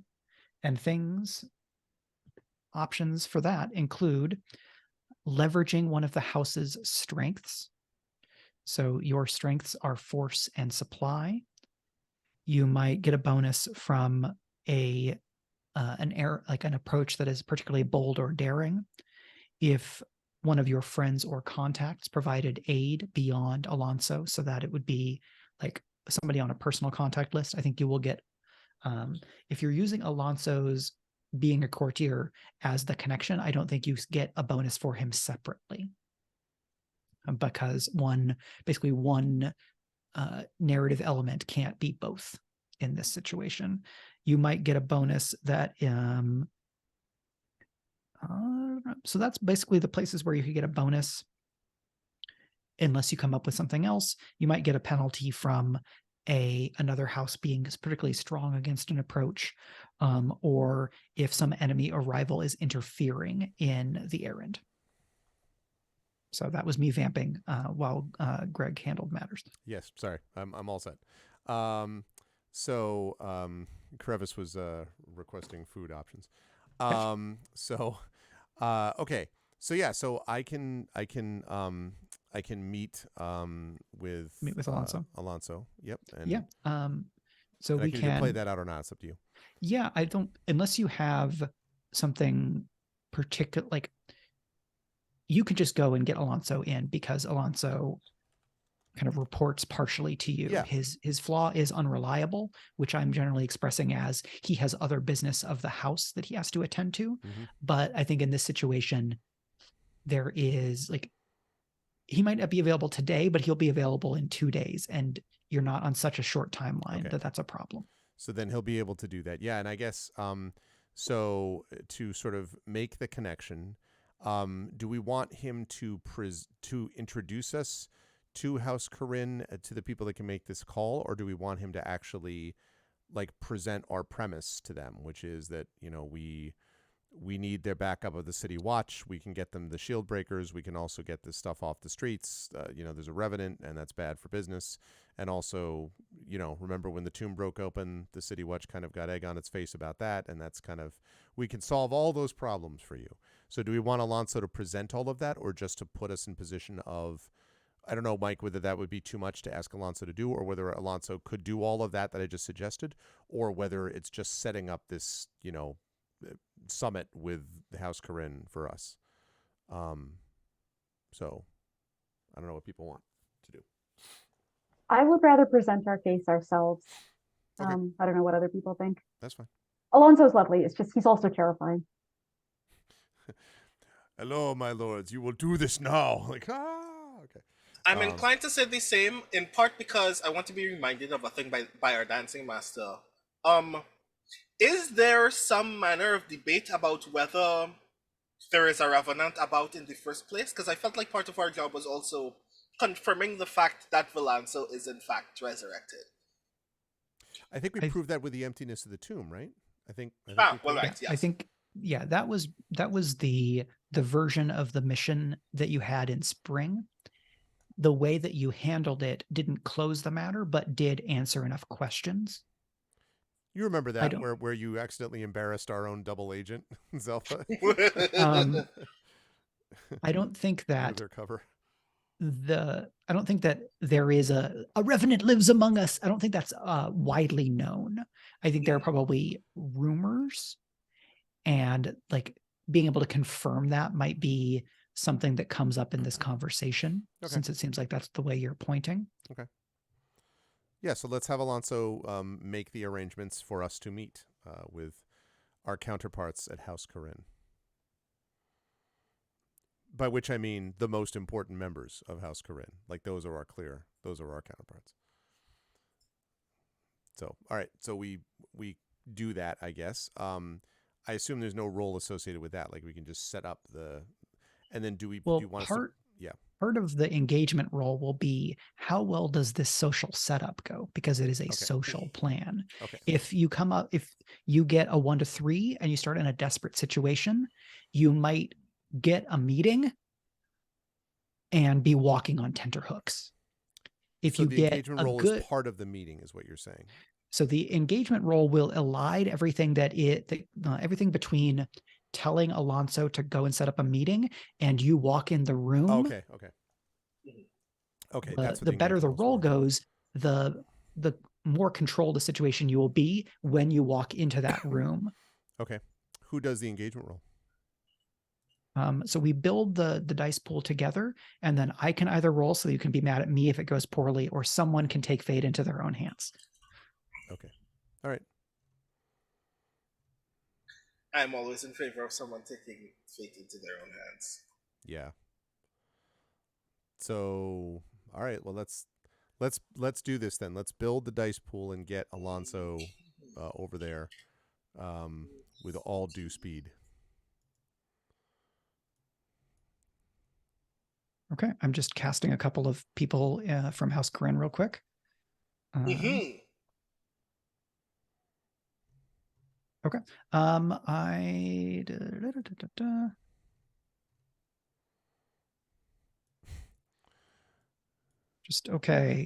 Bring me hot people from the world of acting. You meet Lord Jerkweed. Oh no, he's the worst. I hate so Lord building Jerkweed. an engagement roll. Okay. You start with 1 die because you always have at least 1 die. I ask, is this errand particularly bold or daring? Is it particularly bold or daring to go to another one of the great houses, hoping that they will set something up because you think it will benefit them so that it can benefit you? I don't know about daring. It sure as hell is bold. We're about to tell House Corinne that, like, hey, I know you run the watch. Here's how you could run the watch better. And we're doing this to get you out of a problem because, you kind of had a little egg on your face from that other. I think this is fairly bold. I don't know about daring, but. So that would get you to 2. Is this overly complex or contingent on luck or outside factors? Outside factors, yeah. Outside factors, probably. I don't know that it's complex. Well, if we're defining this act itself, we're ruling for the opportunity to have the meeting with this house in the first place, which means that our only outside factor is Alonso, who is not really a random element in this performance because he's a member of the house as well. He's in our employ. So I would say that it's not really contingent on outside factors. This meeting is the outside factor upon which our actual engagement with Villanso is contingent. Yeah. But this, we are mostly in control. Okay, yeah. That's true. So too earlier, yeah. And luck, not really. Okay. So does that leave you at 2? Does this plan leverage one of your strengths? Your strengths are force and supply. This meeting itself is an opportunity for us to convince someone that we are, in fact, attempting to apply or force to resolve a future issue. So I think that still counts. That's right. It's potential force. Oh, right. Because you're promising to be able to deliver force. Yeah. Okay. Yeah. So that would get you to 3. Is the target strongest against this approach, or are they prepared for this eventuality? The preparation would be, they're likely to be unimpressed. Kind of social defenses. Do we know what the strengths of this house are? So Where do I have that? I think I have that in my secret GM notes. Let me go find it. Secret. Particularly sensitive to Mike people has- telling him how to manage the watch. Oh, Yep. shit. Mike has GM notes that are so sacred, they're even secret from them. Yes. So House Corinne does in fact have a strength that will make them harder to sell on this. Their strengths are intelligence and wealth. Yeah, they seem like the kind of people who would be generally unimpressed by us. Yeah, so that would take you back from 3 to 2. Are any of your friends or contacts providing aid or insight in this errand? Take +1d. So this is people beyond Alonso. So does somebody else have another contact that they would want to leverage? And then we just talk about how that happens. So Zalia is not on our contact sheets, but given that we met Zalia specifically in the performance of the first part of this mission, can we leverage Zalia? Your eye. Mm-hmm. Or does it have to be a contact, rules as written? You can tap her, but I'm going to start a clock that is Zalia calls in a favor. Okay, sounds fun to me. I'm going to double check the name that I gave that character because I feel like I maybe gave that character a different name, and I maybe I'm misremembering. Damn it! All right, I'll do this favor for you, but you must nope. now overthrow Valloward. You are correct, Zalia, the Eye of Vorster. So yeah, I would say you can get that +1d. This is basically a lady's favor. You may have +1d on this engagement roll if I can start a 4 clock that says Zalia calls in a favor, and I put 1 tick on it. This is a favor from Zelfa or a favor from the coterie? I would say probably the coterie. Yeah, that's fair. Yeah, I say yes. I would have said yes much quicker if it was just me, but other than that. It'd be kind of funny if Zelfa doesn't actually tell the coterie that this thing is like, yeah, we got some help. Don't ask questions. We got help. You know? I am curious, how would you be making use of Zalia's skills to help you here? Knowing that Zalia is a master of disguise who has been thoroughly embedded in many houses and other organizations, I would leverage her first and foremost by asking if she already had an identity in this house and whether they could also put in a good word for our presence. Sure, absolutely. Because then she doesn't even need to be present for the rest of the meeting. She just needs to assure the house that we're trustworthy. So I think I will give in summary the conversation with Zalia. Is this Zelfa going to get in touch? Mm-hmm. So Zalia at rest kind of is much more relaxed, like kind of is wearing layers of robes and really enjoying just not having to be anybody in particular.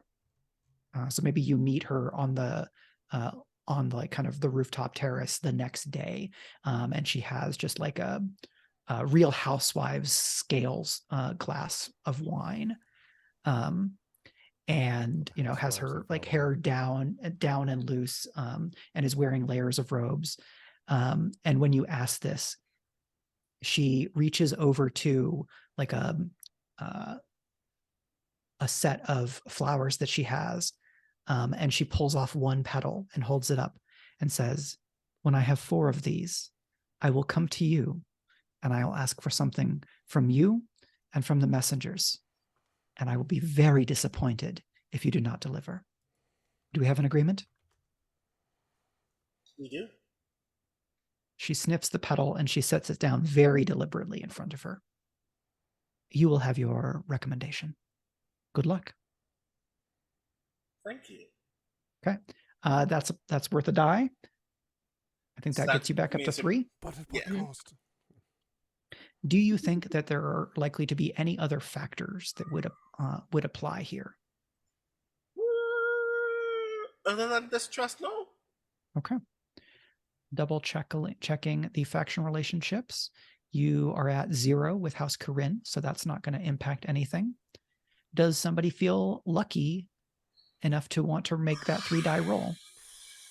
I think The this answer is to a this Zelfa question thing is now. always no. That's The what answer I to this think. question is always no, but I should do the thing.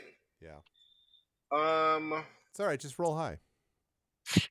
This game is very easy if you just roll Yeah, sixes. just roll high. I keep telling this to my players on I don't Monday. understand why this is such a 3-die fortune roll. You can do it. Wit. Hey, Ooh. see? 3, 6, 4. That's what I'm talking about. So on a 6, you begin the errand in a controlled position. And it is 9:30. We started at 8. I think this is a great time to take a break because it will also give me a little bit of extra time to think about how to set the scene for a controlled situation for when we return. And the Messengers of Vorster will call upon House Corinne, and specifically you'll be speaking with Lobelia, the Grand Oracle of Corinne.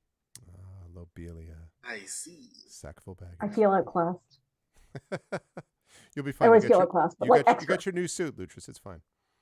That new suit. I mean, it's fine. It's fine.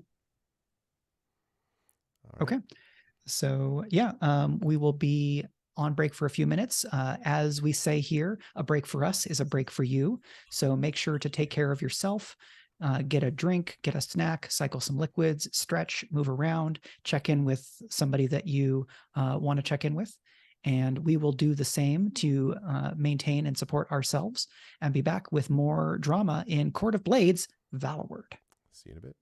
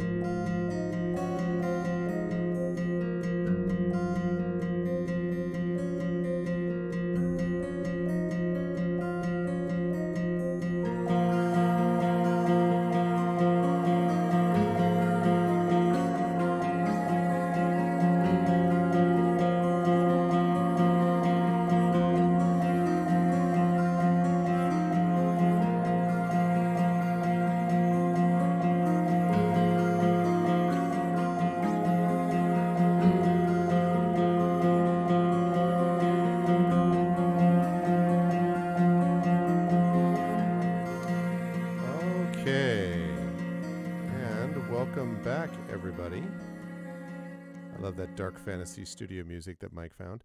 Welcome back, everyone. We are here for part 2 of session 7 of Court of Blades Valloward, as we swing back over to reveal the crew. And we are ready to go, and I am sure that everything is going to work perfectly.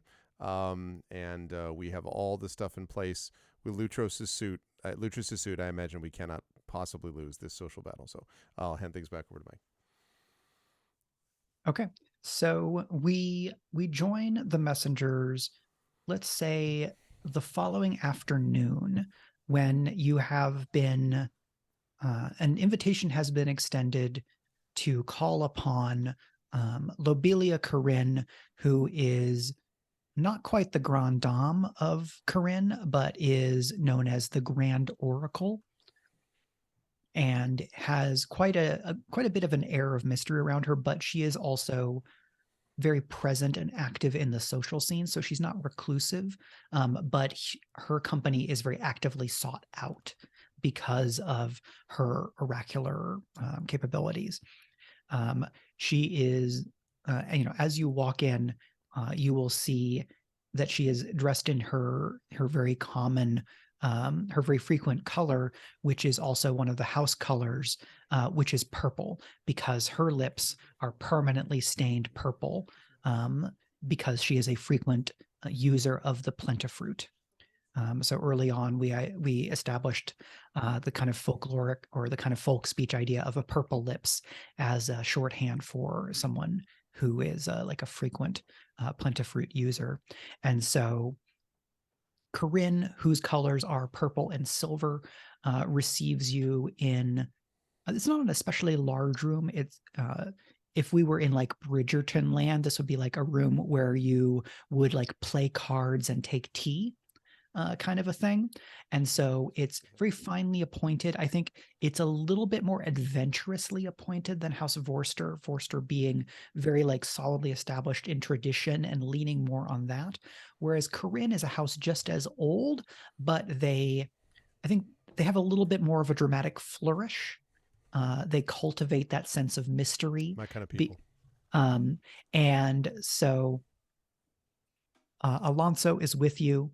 And are you bringing anybody else from the house? Like, is Lutros coming along with you here, or is it just the 4 of you plus Alonso? I assume the whole coterie was right. The 4 of you, yeah, and Alonso. Okay. Are you bringing anyone else or asking anyone else to join you? Not sure we need. Yeah. Yeah. No. Like what would their function be? Yeah, totally fine. Yeah. So, you kind of present yourselves at the door, and you're received, you're expected. Alonso kind of trades niceties with the major domo of Corinne, and you are all led in to the seating room where Lobelia is already seated. She has like a frankly preposterously large, layered, kind of wrapped purple dress, with silver accents, and she has an elaborate like corvid style mask, but it's only this big, so it's very easy for her to like eat and drink. But the mask has like a kind of a bit of a pronounced nose, and it's high enough that you can still see her like amazing eyebrows and the kind of gorgeous eyeshadow, but it does give her something of an air, and her hair is like up and in like kind of a high bun. She is a woman of middle years, kind of brown skin with warm undertones, and has a gaze like a laser beam. And so as you walk in, this gaze, with barely any motion of her chin, just her eyes, turns to focus on each of you before kind of coming finally to Alonso. And she says, "Alonso, darling, it is so good to see you." And she holds out a hand for him to kind of approach and kiss. And they trade a couple of niceties, which suggest to you that they have known each other for some time. You know that Alonso has been in the service of House of Vorster for a long time. They may, in fact, be contemporaries age-wise. And so going to Alonso seems like it was a very good idea. But I'm curious, as her attention levels on each of you, what is some little detail that she might take away from your body language or what you're wearing today, some little bit of information that she might glean from you with kind of an astute eye and an oracle's intuition?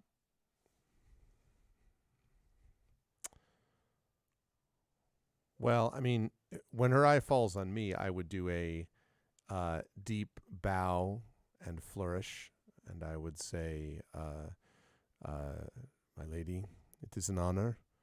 We have heard much of you, and of course of the House Corinne, which is lucky to be graced by your presence. Thank you for seeing us.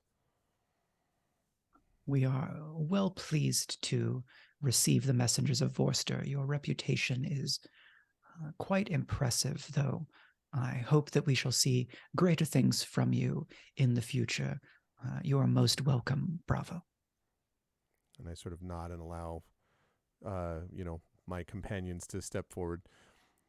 Lutris with the badass suit steps forward. Yeah. I'm wearing a almost too obviously new suit, and I couldn't figure out how to make it look less new before I came. Like so it makes noise when you crinkle the elbows. Like it's crackling. Yeah. So her eye falls on me, and I feel like she's looking through my head to the wall beyond, and that she is reading everything in my head, in my history, about my family, about my background, about the things that I've done. I panic for a second, and I bow sharply because I just saw Carabas do it, and all the pins on my new suit stab me, and I straighten up. Very, very, very pleased to meet you, ma'am. Thank you so much for seeing us today. A pleasure. And is that a hint of the lows that I hear on your voice? Yeah, yes, ma'am. That's where I'm from. Well, I am very pleased to know that the people of the city are still as dedicated and hardworking, such that they may find themselves elevating their station and serving the city. Oh, and Lutris is a little taken aback because the chip on his shoulder just wobbled a little bit. He wasn't expecting her to be so lovely and gracious about this. Thank you, ma'am. I think I work hard. Thank you. Please, I'll take a seat. So then for Gensia or Zelfa, what do you think either strikes you, or what do you think Lobedia might read? And you're also very welcome to also describe your outfit if you want. Gensia is very much, I don't know that she would actually say anything unless like directly spoken to. She's in her like tag along mode. And so she's dressed fairly conservatively, not quite poor student. She's got more money than that, but definitely like the poor student who now has money. And so dressed to blend in, except for with so much working with ingredients, I'm sure that Lobelia could notice that she has stains on her hands, and not on her clothes, but probably on her wrists from where she was had dirty clothes that she was wearing, and then now they're gone, and so you can see the like stain line around her wrist where she couldn't wash it off her skin. But she doesn't seem to sort of realize that, so she's sort of like, oh, I'm in the background, I'm very quiet, I'm just going to listen, and she doesn't seem to think that there would be anything noticeable about her. And then she'll just sit down when offered.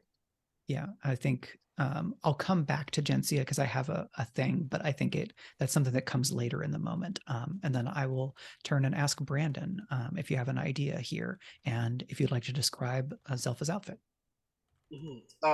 So Zelfa is wearing a dark green pantsuit with embossed embroidery of the cross section of a plenty fruit all across the left-hand side of the pantsuit. and she gives a very gentle bow and says, "We're very honored to have an opportunity to speak to you on behalf of our house and learn what you may deign to grant us in the hope that we can resolve a lurking taboo within our city." Oh, this is quite interesting. I was wondering if we would have to dance around the matter with a waltz, or whether we would strike true to the core. And I see that you're wearing your core very openly, and so I take this as a good tiding. Please join me here. We have tea. I also have a variety of beverages from the island, and so like the stuff that is brought in is very nice and possibly slightly unnerving, because there's something particular, like some treat or beverage or something that is a favorite for each of you, as if she has done her research. And as kind of the niceties and people are settling and pouring drinks and everything, she turns to Gensia and says, "Gensia, dear, please do not take this as offense, but instead as a recommendation and solidarity from one knack to another. Before we leave, please do remind me to give you the name of my glover, so that you may be better appointed." Thank you. She obviously immediately hides her hands. And she wears gorgeous purple lace with kind of rough and silver embroideried gloves, because she too does things on those lines, though she may not be as hands-on as you are because of kind of having a broader support staff. And then kind of Alonso is making himself more at home. He feels, I think you get the read that he's well enough known that he's able to be a bit more casual here. And so he's eating a big piece of a cake that has, lots of frosting on it, and is on his second cup of tea almost before anyone else has started. And between sips, he says, "My lady, I was approached by the fine messengers here because they are attending to some house matters and to some of the city's concerns. And it struck me that it would in fact be most fortuitous if we were able to coordinate the efforts of our great houses in the grand tradition that we have had in maintaining good relations between Corinne and Vorster as the pillars of the city, though I will leave this to my colleagues to explain the situation." And he kind of opens the floor to whoever would like to address the matter. And you don't have to talk through all of this. If you want to describe the summary, that is fine. So who is going to talk this through?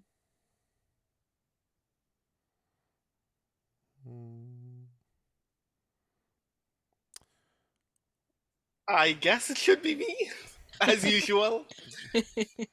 I imagine I'm just sort of we kind of all slowly look over at Zelfa, probably. I would think. You don't think, since it's a magical revenant, it would be our knack? I mean, Well, if everybody stares at Gensia, she would come up with something, but she would. But also the knack is the reason that we know that a necromancer was involved, and not just that people stole a body.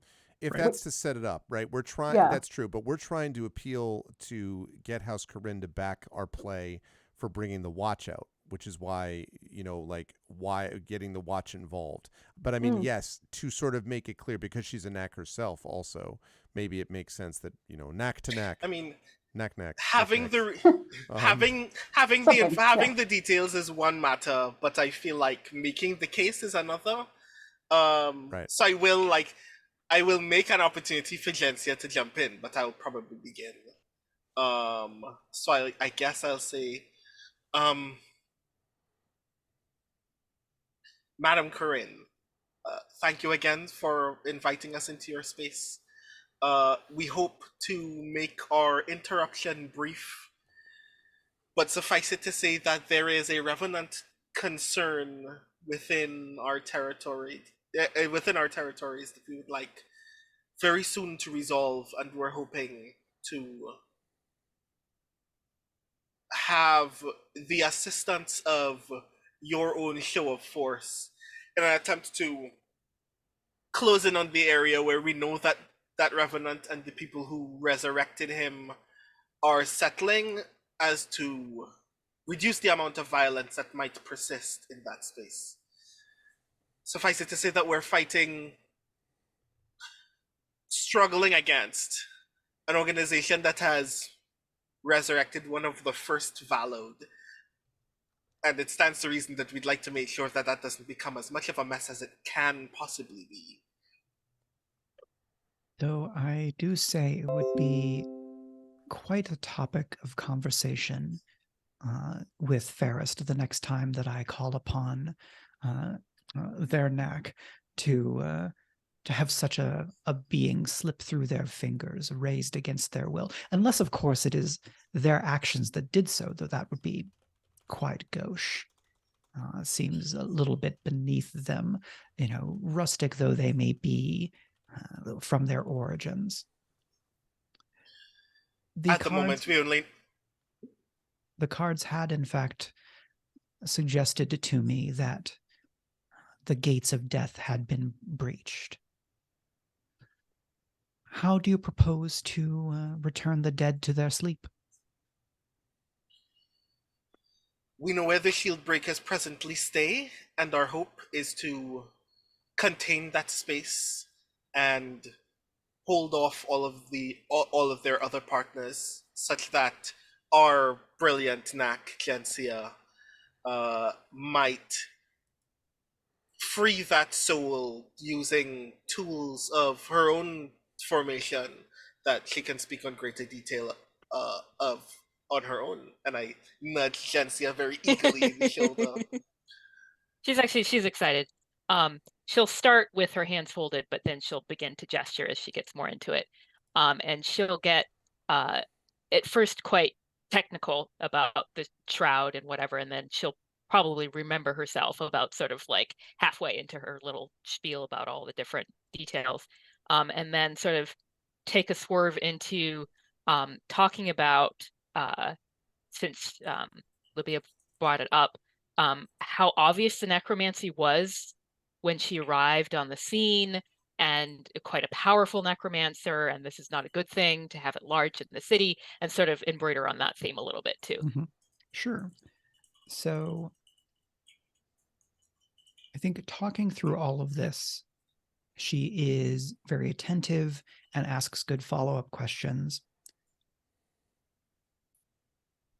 And then it comes to this, and she says, "It is, of course, good for the city if the taboos around death and that which lies beyond are respected. But as a loyal scion of the house, and as one who knows that she must play her role upon the dance floor that we all occupy, I would ask, why should I ask Corinne to make a move that you call?"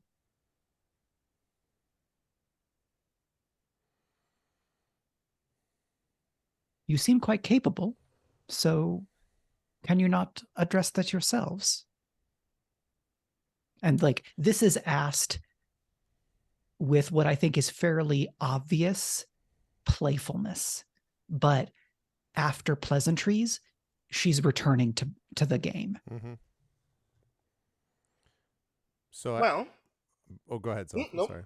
You go ahead. Because I probably would say, if I may, it is well known, of course, of House Corinne's martial prowess, and also of your particular interest in the City Watch. I have seen for myself their skill and ability, and indeed I have had the opportunity to cross swords with them in a training context, in a series of friendly matches, you might say. and can vouch for the quality of their training. And it is precisely that has led us to you. It seems to us that although House Vorster is interested in dealing with this situation, that who better within the city, who better within Valloward, to be able to manage things where the watch is concerned. And I would say that an opportunity for House Corinne to demonstrate yet again to others the superiority of the watch's skill in these matters would be of no insignificant quality to you, especially insofar as it might solve a, how would we say this, unfinished business, let us say, for your house. All right. So this is where I will call for a roll. Okay. You are almost certainly going to be in a controlled position because of your engagement roll. And I think the unspoken threat or consequence is that you run out of her patience. Okay. That she has been welcoming, if not like entirely forthcoming with assistance immediately, and how you navigate the ask is going to inform kind of basically your situation moving forward with Corinne in terms of, are you going to have to lean on them more for assistance? Are they going to, is this going to come with more strings or less? Okay. So what action would you be using here? Well, I mean, it's obviously sway, but I want to ask, can I pitch survey? Because when you survey, you may push yourself to find a weakness in an argument, gesture, or evasion, and seize an advantage. And that would be +1d and +1 effect. So my question was, could I survey to set up a sway, or if that's if I can, am I allowed to do that? I guess my question. Yeah. So this survey can be retrospective across the scene. Okay. Right. Because I have actually been watching to see as this was being dealt with.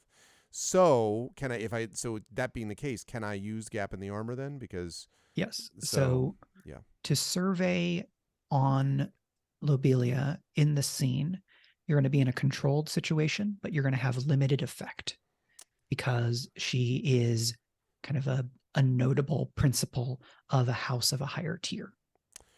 But I actually, push yourself, which I mean, I guess means takes a stress. But if I take a stress, then that automatically adds an effect too, which means I would increase to like from limited into whatever the next standard. One would be. Standard. Yeah. So if am I doing that right, or is that? Yeah. So a push is 2 stress. 2 stress. Yeah, I'll do that because I lowered my stress before. I want to make sure that I can actually do that to set up for the sway. So yeah, for sure. And that setup doesn't, the action that follows through does not have to be you, as long as we can figure out how you would communicate to someone else how they would take advantage of that. That's fair, because it also that opening. I have 2 in sway, so I mean I could, and I have 2 in survey, so I could use the survey and let someone else who has better sway. I don't know if that's like Zelfa maybe, or if I do survey and sway, and then it's just benefiting myself. So I guess who has better sway? I guess would be the question. Well, let's do the setup action first. Okay. Because then it. Then I can use it for. I see what you're saying. Okay. Yeah. You can pass that bonus onto someone else if you would like. So controlled, you said, right? Controlled, limited. You push. When you push, you can get +1 die or +1 effect. +1 effect takes you from controlled limited to controlled standard, and you have 2 in survey. Right. And then can I call for inspiration from the chat to add an extra die? Someone could assist you in the survey. Or go ahead. I have no stress. Can I help? Sure. So what would Lutris be doing that would help Karevis gain insight into Lobelia? Okay. Well, I have 1 dot in survey. Prince Cheston has already inspired me. Although, okay.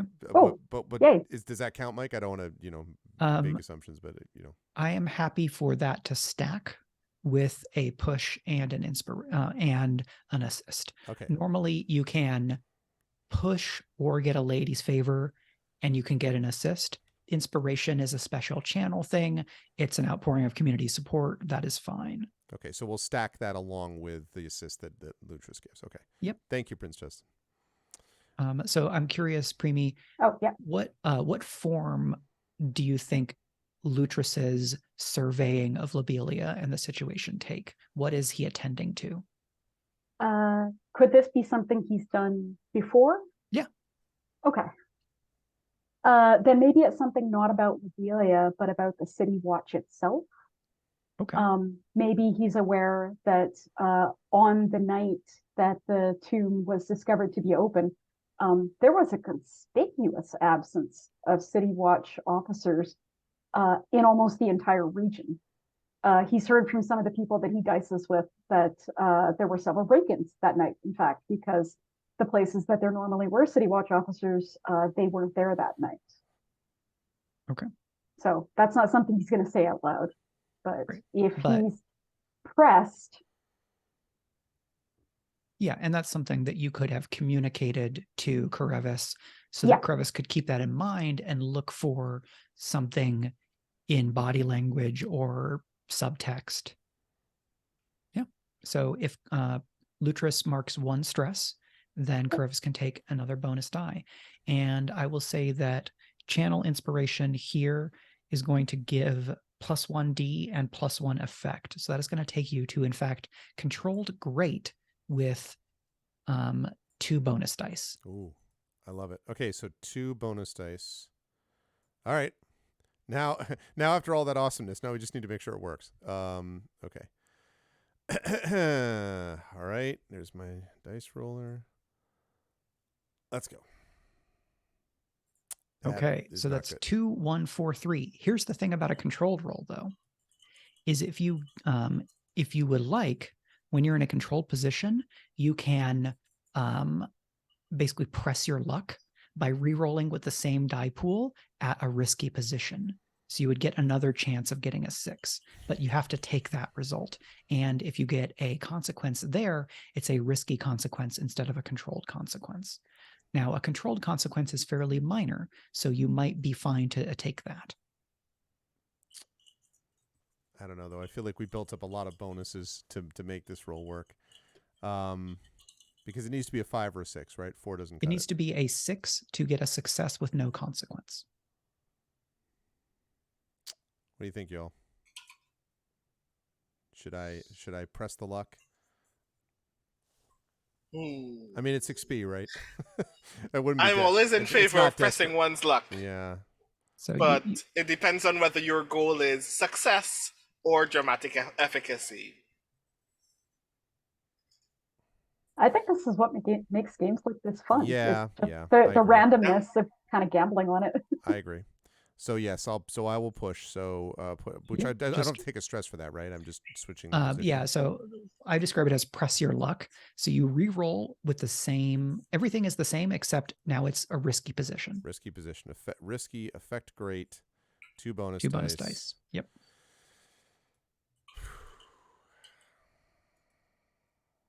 Okay. 5. So that's 3, 1, 1, 5. So 4 and a 5 in practice are the same level of effect. Okay.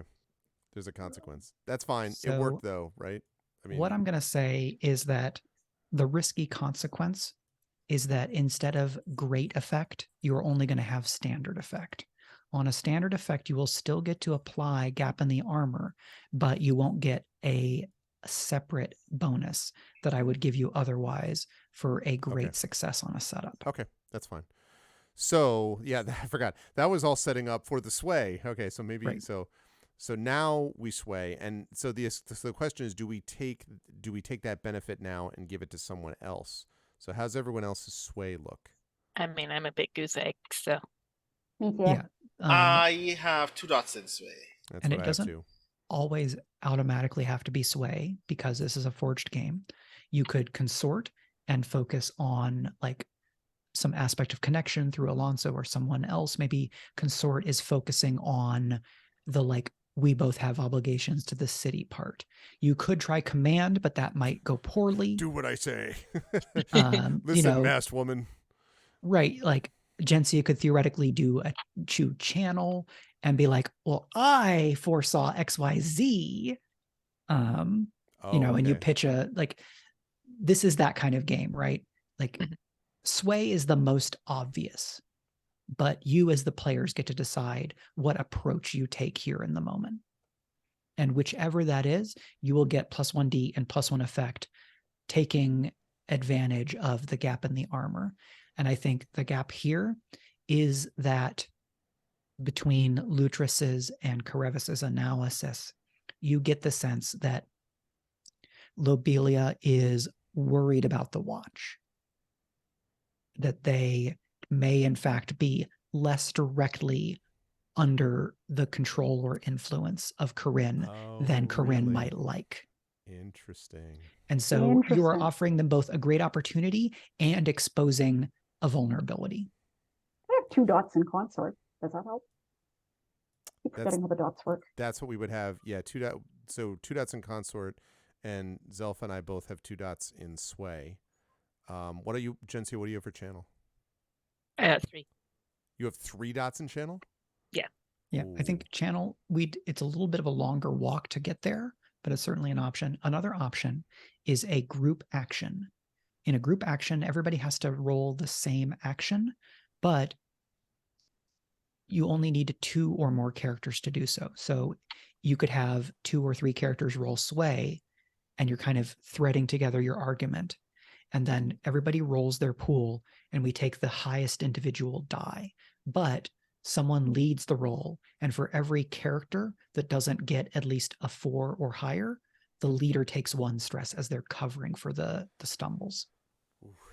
That sounds like a group action of sway with Zelfa leading and Zelfa and I both rolling is what it sounds like. Cool, fun. Of course it does. Right? I have 4 stress. Does that make sense? I think. I mean, you're not wrong. You are not wrong. But I am looking forward to having to take all of that stress as a result. Well, how much stress do you have actually right now? I have 4 stress. Oh, see, I have 3, so then maybe I should take the lead. Yeah, and Karevis is the one who has spoken in the scene, kind of making the direct pitch. So maybe that makes sense. So let's do the group, Zelfa, you and me. But because we only need 2 to do this, I guess. But and I'll take the lead, and I'll take the hit if needed. This is the part where we ask the GM the obviously this is not what the book says question, but what do you think about 2 characters in a group action sharing the stress? Interesting. I think that sounds more like a thing that you could add to your house sheet as a long-term project. Aha, noted. Because I am actually thinking about doing that now. So yeah. Yeah, because there are abilities in the Forged games that will let you combine 6s from multiple characters in a group action to become a crit. So there is some precedent in that space. Mm-hmm. So is this a group action then? Yeah, let's dance. Yes. Okay. Who is rolling and what action is it? I guess I'm leading, so I'll roll, and it's sway. If it's a group action, everyone who's participating in the action does roll. Yeah, so I am rolls also sway, joining right? in. So everybody who is participating rolls the action that everyone is using, so you can't mix and match. And it has to be at least 2. Does it make sense to have Lutris and Gensia do this because they have to get up to at least 4? You said, right? Everyone have to, right. And they don't have any. Statistically, if a character has 0 in that action, it's a bad idea for them to participate in a group action. If they have 1, it's basically a 50-50 on whether they will cost you an extra stress. Okay, so then Zelfa and me. Mm-hmm. Zelfa and I shall roll. So because you succeeded, this is going to be still in a controlled situation. Sway, you will have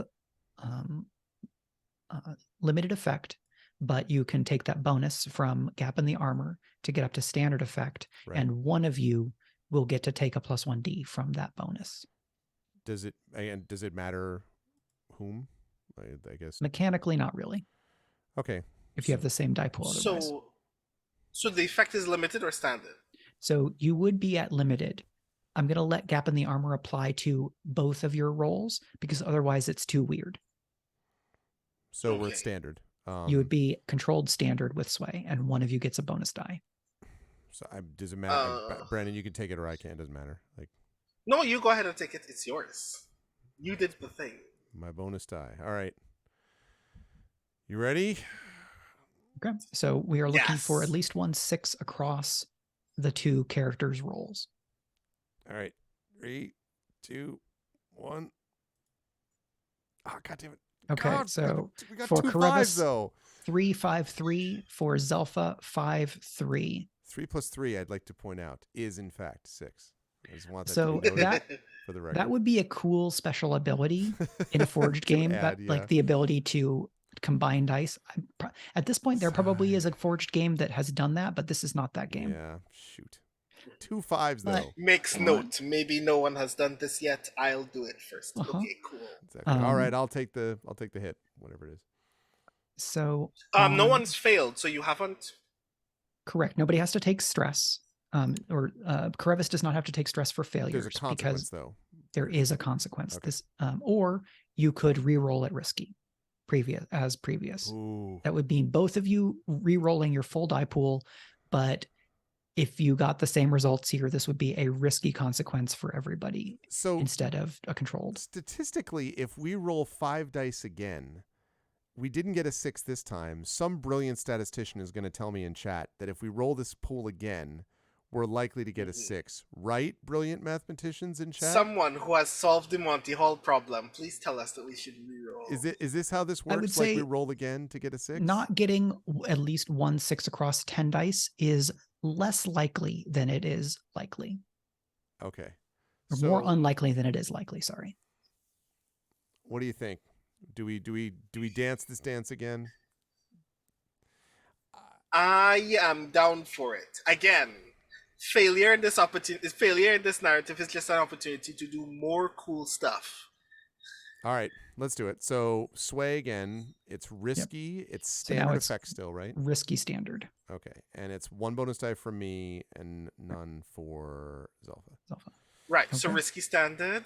Yep. Okay. Oh, God. Okay, so that is a 3 and a 4 for Zelfa, a 3, a 1, and a 5 for Caribus. 5 plus 1 is 6. So I'm curious, what is Zelfa's part of this sway?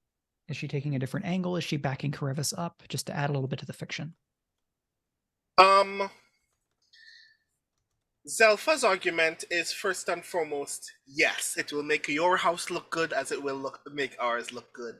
Yes, it will make the watch look good. Yes, we get to do cool stuff. But first and foremost, as a Dialta, as someone in the presence of an act that I trained, in the presence of a knack of another house who has eaten of the plenty fruit on a regular basis, and therefore I can attest is very deeply ingrained in at least Valloward magical tradition. All of us can agree that a revenant is a spiritually bad thing for this community to have to deal with. And beyond our own glory, beyond our own potential gains, my primary concern is this is an issue that needs to be resolved before knowledge of it spreads and before it continues to do whatever the consequences of being a revenant does to our magic, to our land, to the very identity of Valloward as a territory that kind of prioritizes resolving it by any means necessary. And we're giving you the opportunity to be a part of that because we trust you first and foremost and want to make sure that it doesn't become a mess because we're fighting one of the first Valloward. Okay. So kind of Caribus makes his argument. Zelfa makes her argument. Lobelia kind of listens to everything. And then from somewhere, Lobelia produces a beautifully kept blade and ornate pierces both of us through the neck for our oracle deck. Okay. She takes an oracle deck and, like a card shark, kind of shuffles and like it nearly seems like she's doing magic, just shuffling and preparing the deck. She takes like it's not a hanky, but it's basically like a place setting, and she clears space on a table, puts it down, continues to shuffle, and then without having to say anything, someone walks up to her with a sliced plentifruit. She sets the deck down, takes the plentifruit like it's an orange slice, and with like a very practiced and unbothered grace, kind of gets the whole fruit slice into her mouth, bites down, closes her eyes, takes a deep breath, kind of removes and sets aside the thing with like no fuss, and then cuts the deck, pulls a card, and like opens her eyes with it right in front of her. Kind of looks at it for a moment, kind of considers, and puts it down in front of you all. And this is the card that is known as the Midnight Twin. Jensia might be the one of you most familiar with this oracle deck, because this is a Vallowed oracle tradition rather than like a Dialta one or a Javelin one. The Midnight Twin is a card of dangerous opportunity. The Midnight Twin is a term for when there is basically a chimera bloom on a plant. When like instead of a flower from the tree or the plant that you would expect, there is a twin bloom, one from that tree and one from some other tree, as if there's been some kind of grafting or cross-pollination. And so the art of the Midnight Twin is, in fact, that type of double bloom in close-up against a night sky with stars. And so she puts the card down and kind of looks to Jensia and say, "What does that card tell you about the moment we find ourselves in, child?" A dangerous opportunity is still an opportunity. And in this case, it seems a doubled one for two parties, different, but from the same stem. Well said. I agree. It is a delicate thing, wielding the watch for house's interests, but it is also the city's interests, another pair. So what I will say is that I will ask the watch captain to assist you in this raid so that we may draw out the vigilantes, expose the revenant, so that you may put the dead to rest again and bring to justice those who have despoiled and disturbed our history. Because if the foundations of the city are cracked, we will all fall into an ocean of chaos.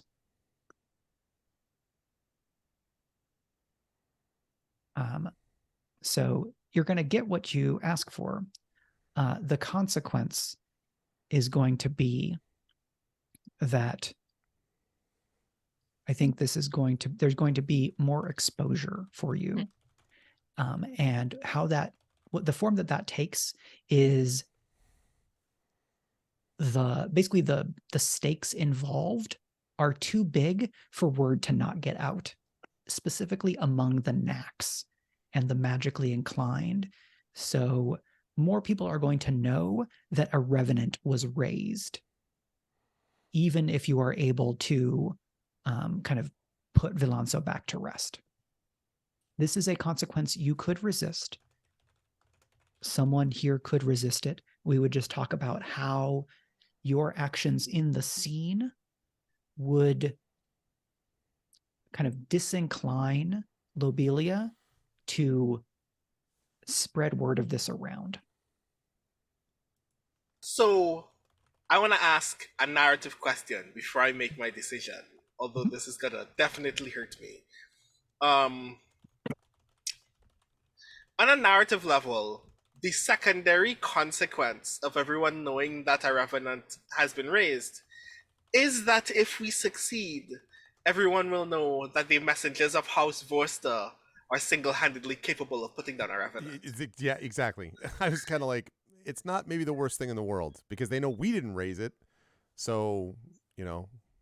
Yeah, so all that means is that we do have to succeed. But it also does mean that obviously the idea that it has happened has negative consequences for this space that I do have very strong feelings about.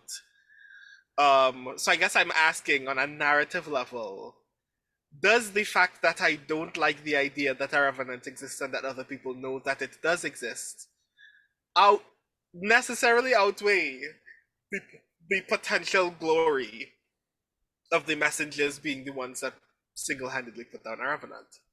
I would say that people knowing more widely is likely to give you influence or potentially favor with one or another of the kind of the groups of factions. So you can have favor with the individual 6 houses, and then you can have favor with the 3 other faction groups.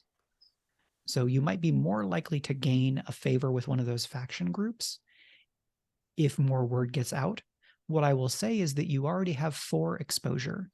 And if you get 5 or more exposure this errand, including that 2 that I've described, you will take a level of shame for the coterie. And that is bad.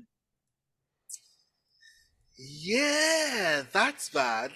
That's bad. So I am indeed going to resist. What that would mean is that if the rest of the errand gets you 3 or more exposure, you would take a level of shame. And that is not unlikely if you are setting up a big street fight. Yeah. I would, however, just add that when in A Wizard of Earthsea, Ged returns to his master Ogion and asks what he should do about the shadow that he has been pursuing, Ogion tells him, and he says, well, you should do this, this, and this. And Ged says, yes, but if I get this wrong, the shadow will do terrible things using my power to do it. And Ogion says, that is true, if it defeats you. And I would point out, if is doing a lot of work for us in this sentence, because it won't defeat us. Consider that. We won't fail.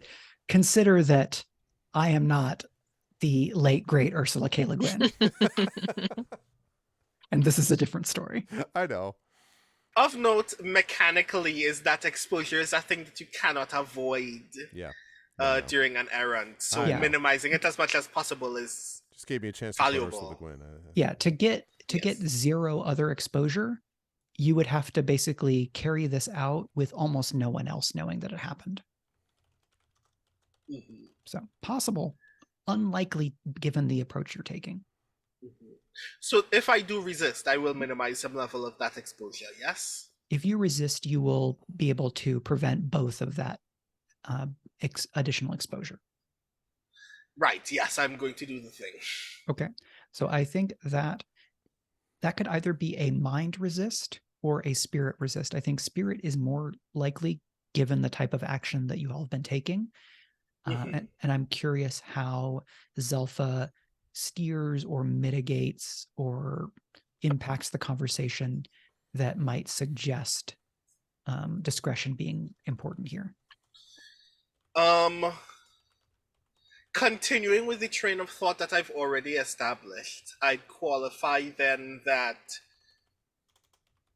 the idea of House Corinne knowing that a revenant exists and being given the opportunity to engage in the act of ensuring that we get rid of that revenant would also benefit from other people, not from the word not necessarily being so widely spread that our revenant exists, because it will also be counted as a failure of preparation on their end as well, as gracefully as possible. I don't say it to imply that we have all failed, only that a revenant being spiritually taboo has caught us unawares, and we have a responsibility to do what is necessary to ensure other people don't have to struggle with the bad omen that is a revenant in their territory. Okay. Well, then give me that spirit resist. I have 4 stress, y'all. This is gonna be fun. You'll be rolling 3 dice. That's not bad. Okay. On a 1, 5, 5, 3. it costs 1 stress. And I think fictionally what this looks like is just a little bit more stress on those considerations that Brandon mentioned in terms of Zelfa's approach here. And so you come away from the scene with Corinne's kind of support in connecting you with the watch, and no extra exposure. Setting up the sting is not very interesting to me. What's interesting to me is what happens when the trap is sprung. What do you all think? Totally. Same. Yeah. Yeah, Okay. that's fine. So what I'm going to do is I'm going to invent a sub engagement roll mechanic where I roll the tier of the city watch to set up what the situation is when they spring the trap that you are asking them to set. And that will determine your position when I set this next scene, and we'll just jump right to that. As to you can whether- still do flashbacks as As to needed. whether these are elite or whether they are basically interns, is what you're telling me. Like basically How well do they work with you Okay. to set up this trap that Okay. you are asking for? So this is going to be a fortune roll with 3 dice. And they got a 6. 6, 4, 3. And so that means that I will just kind of describe how this ambush is set up. If somebody has a detail that they would like to adjust, then I'm fine to do that. Does somebody have a general setting of where this is? Is this in the street? Is this near some kind of safe house? Is this near a precinct? in an alleyway outside the place where we saw the shield breakers going in. Yeah, I feel like we described the place a little bit last time, but I Right. don't remember what specifically. I just remember Yeah, there were so- alleyways. Yeah, I like The- alleyways. The Good at stabbing people at close quarters. inn that the shield breakers are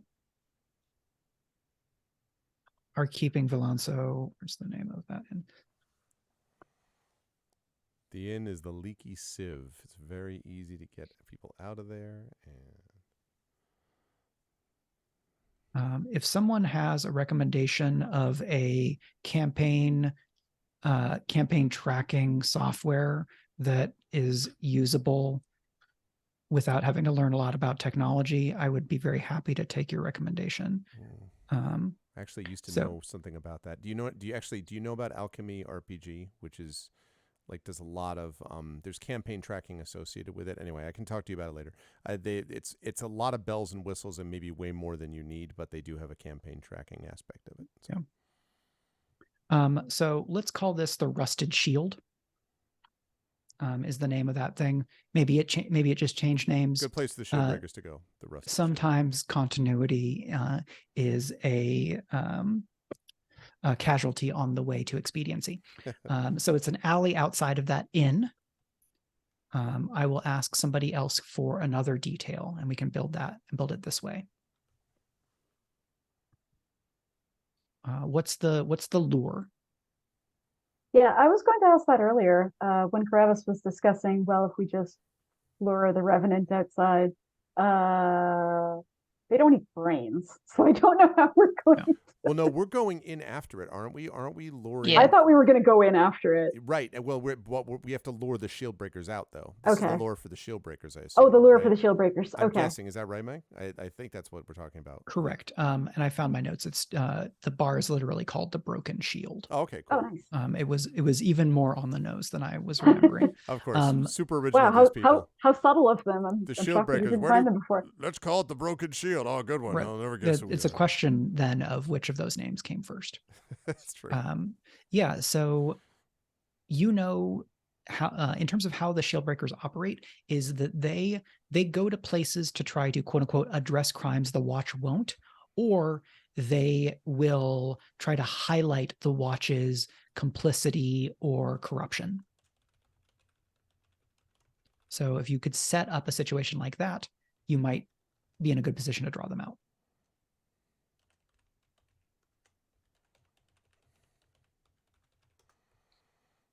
If this process is not fun, I can just come up with some things. So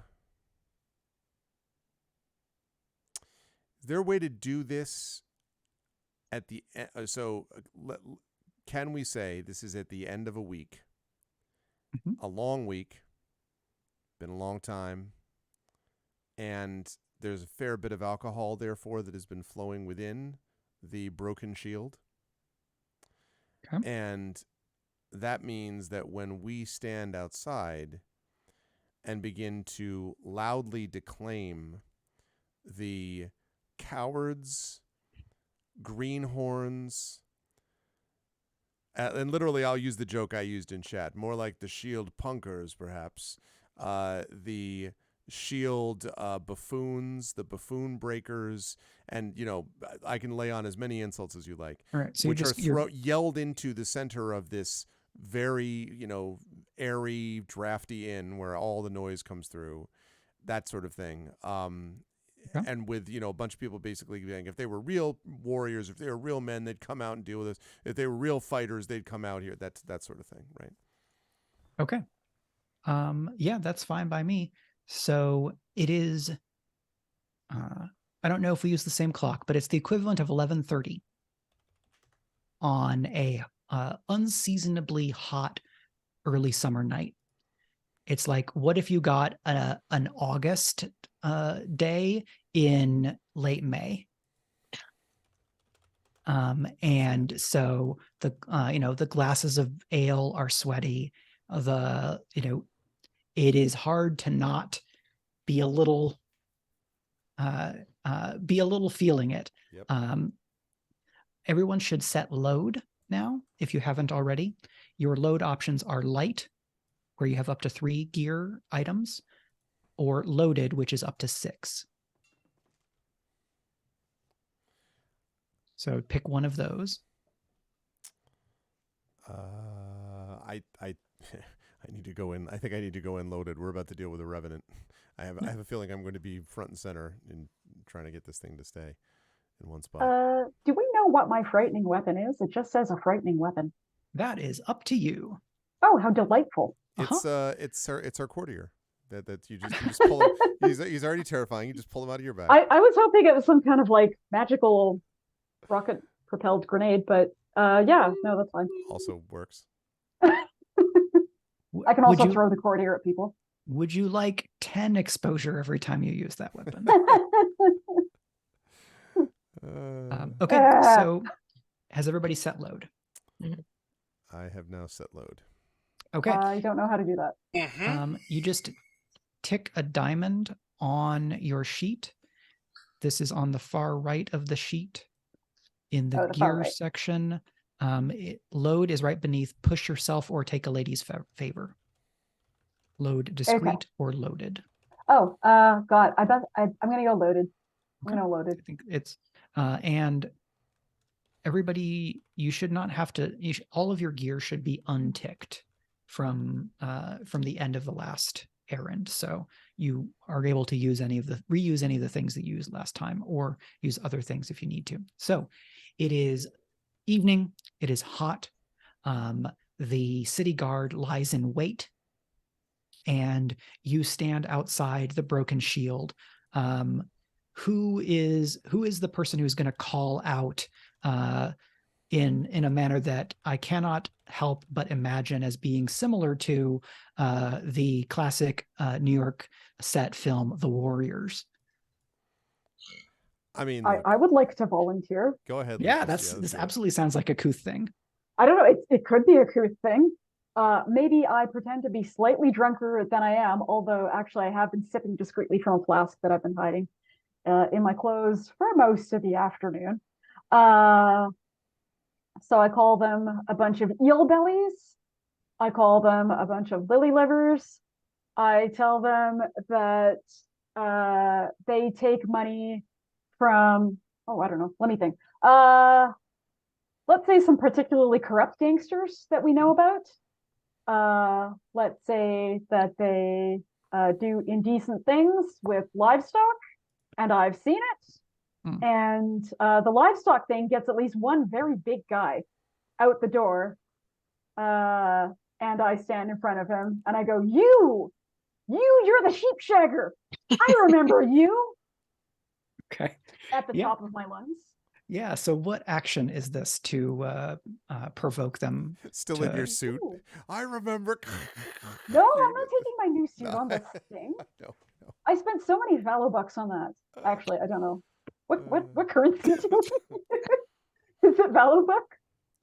I think the currency is it's all bread terms. So 4 crumbs equals a slice, 8 slices equals a round, and 32 crumbs equals a round. And so a round is like a circular coin. So basically the smaller sections are in different shapes and like percentages of a shield, or percentage of a circle. He cost you plenty of dough, is what It so cost. I'll be here all the week. Okay, so this guy comes out, but I want the rest of them to come out. So I back away down the alley and I let him come after me. What is that on this? Is that maneuver? Because if I fall, he's gonna kill me. So I think to provoke, I think you're probably going to have greater effect with consort or command. Okay. Command, I have 1 dot. Consort, I have 2. That's not really socialize among friends, though. Okay. If you're kind of, it sounds like you are tapping into kind of a street vibe. I'm letting my accent come back. I've spent several years now in House Vorster trying to get rid of it. So it could be consort, because he recognizes the low accent when he hears it. Yeah. Well, I think the important thing is to not panic and to keep retreating down the alleyway. So with consort, you would be in a controlled situation with standard effect. Okay. So number of dice, 1, 2. If you're doing consort, you have 2. Okay. And so someone 2. could assist you. Oh, does someone want to assist me? Oh, hang on. This is consort, you said? Yes. Yeah. So I have foresight, which means that twice per errand I can assist the teammate without paying stress. And seeing as this is a thing that we knew we were going to do, I imagine that the way that I prepared for it was simply... You know what would be hilarious? Do you think that you're typically the kind of person who insults people on a regular basis? Yes. Okay. Or used I was gonna be, and then I stopped. Right, yes. Because the purely comical thing that came to mind was that I teach you insults that you did not know people were presently using. Oh, that would be great. Yeah, some current slang. Yeah, that'd be awesome. All mine's out of date. Yeah. Turns out people have found all new ways to be mean and verbally cruel to each other in ways that were actually genuinely surprising to you. Because you're like, why would somebody say something like this in public? This is actually really nasty. Why is this comment about this man's toes? I've never seen his toes. What's so specific about his toes? Anyways. Sure. Okay. So, yeah, that's an assist. Zelfa mark 1 stress. Lutris take a bonus die. Cool. No, with foresight, I don't mark stress. Mark a foresight. Okay, so do I just click consort? Sorry, I haven't looked like properly for a while. Okay, position position controlled. Effect standard. Standard. Yep. Okay. Bonus dice. 1. 1. Yep. You could also push yourself or ask for a lady's favor to get a bonus die. Yeah, I have 1 stress, so I could push myself. Absolutely. Okay, so 2 die. So 2 bonus. Sorry. Okay. Just gonna grab my lucky rock here. Mhm. It's a bit. Oh, let's go. Okay. I knew it. So 4, 6, 1. What did you say about But then my another toes? 6. So I when don't know you get what I said about your toes. when you get a crit, Just Kool-Aid Man through the side of the building. you get increased effect. And good. so I think on a standard effect, you would have gotten some of the shield breakers out into the street. With great effect, you've gotten all of them out into the street. Wow, they're so defensive. See, I told I you just that said their toes toes thing were would piss webbed. people off. Yeah, but So lots of people have webbed toes. I'm Not going me, but, to like- I'm going to say that the City Watch can mostly handle the shield breakers. The problem is that as the shield breakers stream out from several different doors, some windows, and some from The sewer the slays second floor They're like of jumping. They're like swinging from the balcony. the broken Just shield. emerging from the clouds, just like Oh, we're gonna die. They're all coming out into the trap as it's being sprung. But toward the end of this stream of vigilantes and washouts and burnouts, there comes a tall man with dark hair, light brown skin, broad shoulders. He's ruggedly handsome in a classical fashion that these days you mostly see in paintings as people valorize the days of the founding. And in his hands is a sword that is fully 6 feet from pommel to tip. And the shield breakers are taken care of. Julian Villanso is coming for Lutrus's head. Fortunately, my That's frightening the weapon. thing. No. let's freaking roll. Oh, man. So Man. yes, this Julian is the sort who what I will say is basically he comes out and does a level 2 harm to somebody before anybody gets to roll. What? But somebody can resist because he's that good and he's a revenant. We're that good, and we're not. We're okay. that good. we're good. It's like that line from the so fugitive. We're smart he- guys, right? I mean, we're he all would smart do he would do a level 2 harm maimed to Lutrus, but somebody boy. can resist. Karevis could protect, Lutrus could resist, somebody could do something else. I mean, But this is me displaying how potent an opponent this is. I got you. Sounds like it. Bond. Look, I have I don't know, pledged I to have- defend Lutrus at any cost. Thanks, Okay. I appreciate that. So what does it Uh, look like if Karevis is defending Lutrus? What does that look like? I mean, so as I see them come out, like just with the 6-foot sword, I'm just like, I, by the way, have my short sword, which now looks like a knitting needle. right, exactly. So I'm just like, I see that come out, and I'm just like, all right, Father, we're about to see how well your work has been doing, and like, so what I would say is, so he comes like right at, and I essentially sword spinning, I would say I stand. Now, I have a question about this harm. Mhm. Is it that the sword is literally coming down and I have to leap in the way to take the blow? Or is it just that he's heading towards Lutrus? And because if it's the latter, then I'm going to step in the way and say something dramatic. If not, I'm just going to throw myself in the way of the sword before I make a speech. So you can make a resist that will meet the result of which is that neither you or Lutrus get slashed. Okay. Ooh, I would like to not get What slashed. fictionally what this looks like is Villanso comes out of the bar, Yeah. kind of carrying this huge blade over his shoulder. He almost golf club Yep. knocks a member of the watch off their feet into an alley as this watch member tries to interpose themselves between Villanso and you all, and then kicks another member of the watch, shoves a member of the shield breakers out of the way, and kind of yells at Lutrus, You are a traitor to the common people. You stand for the great houses.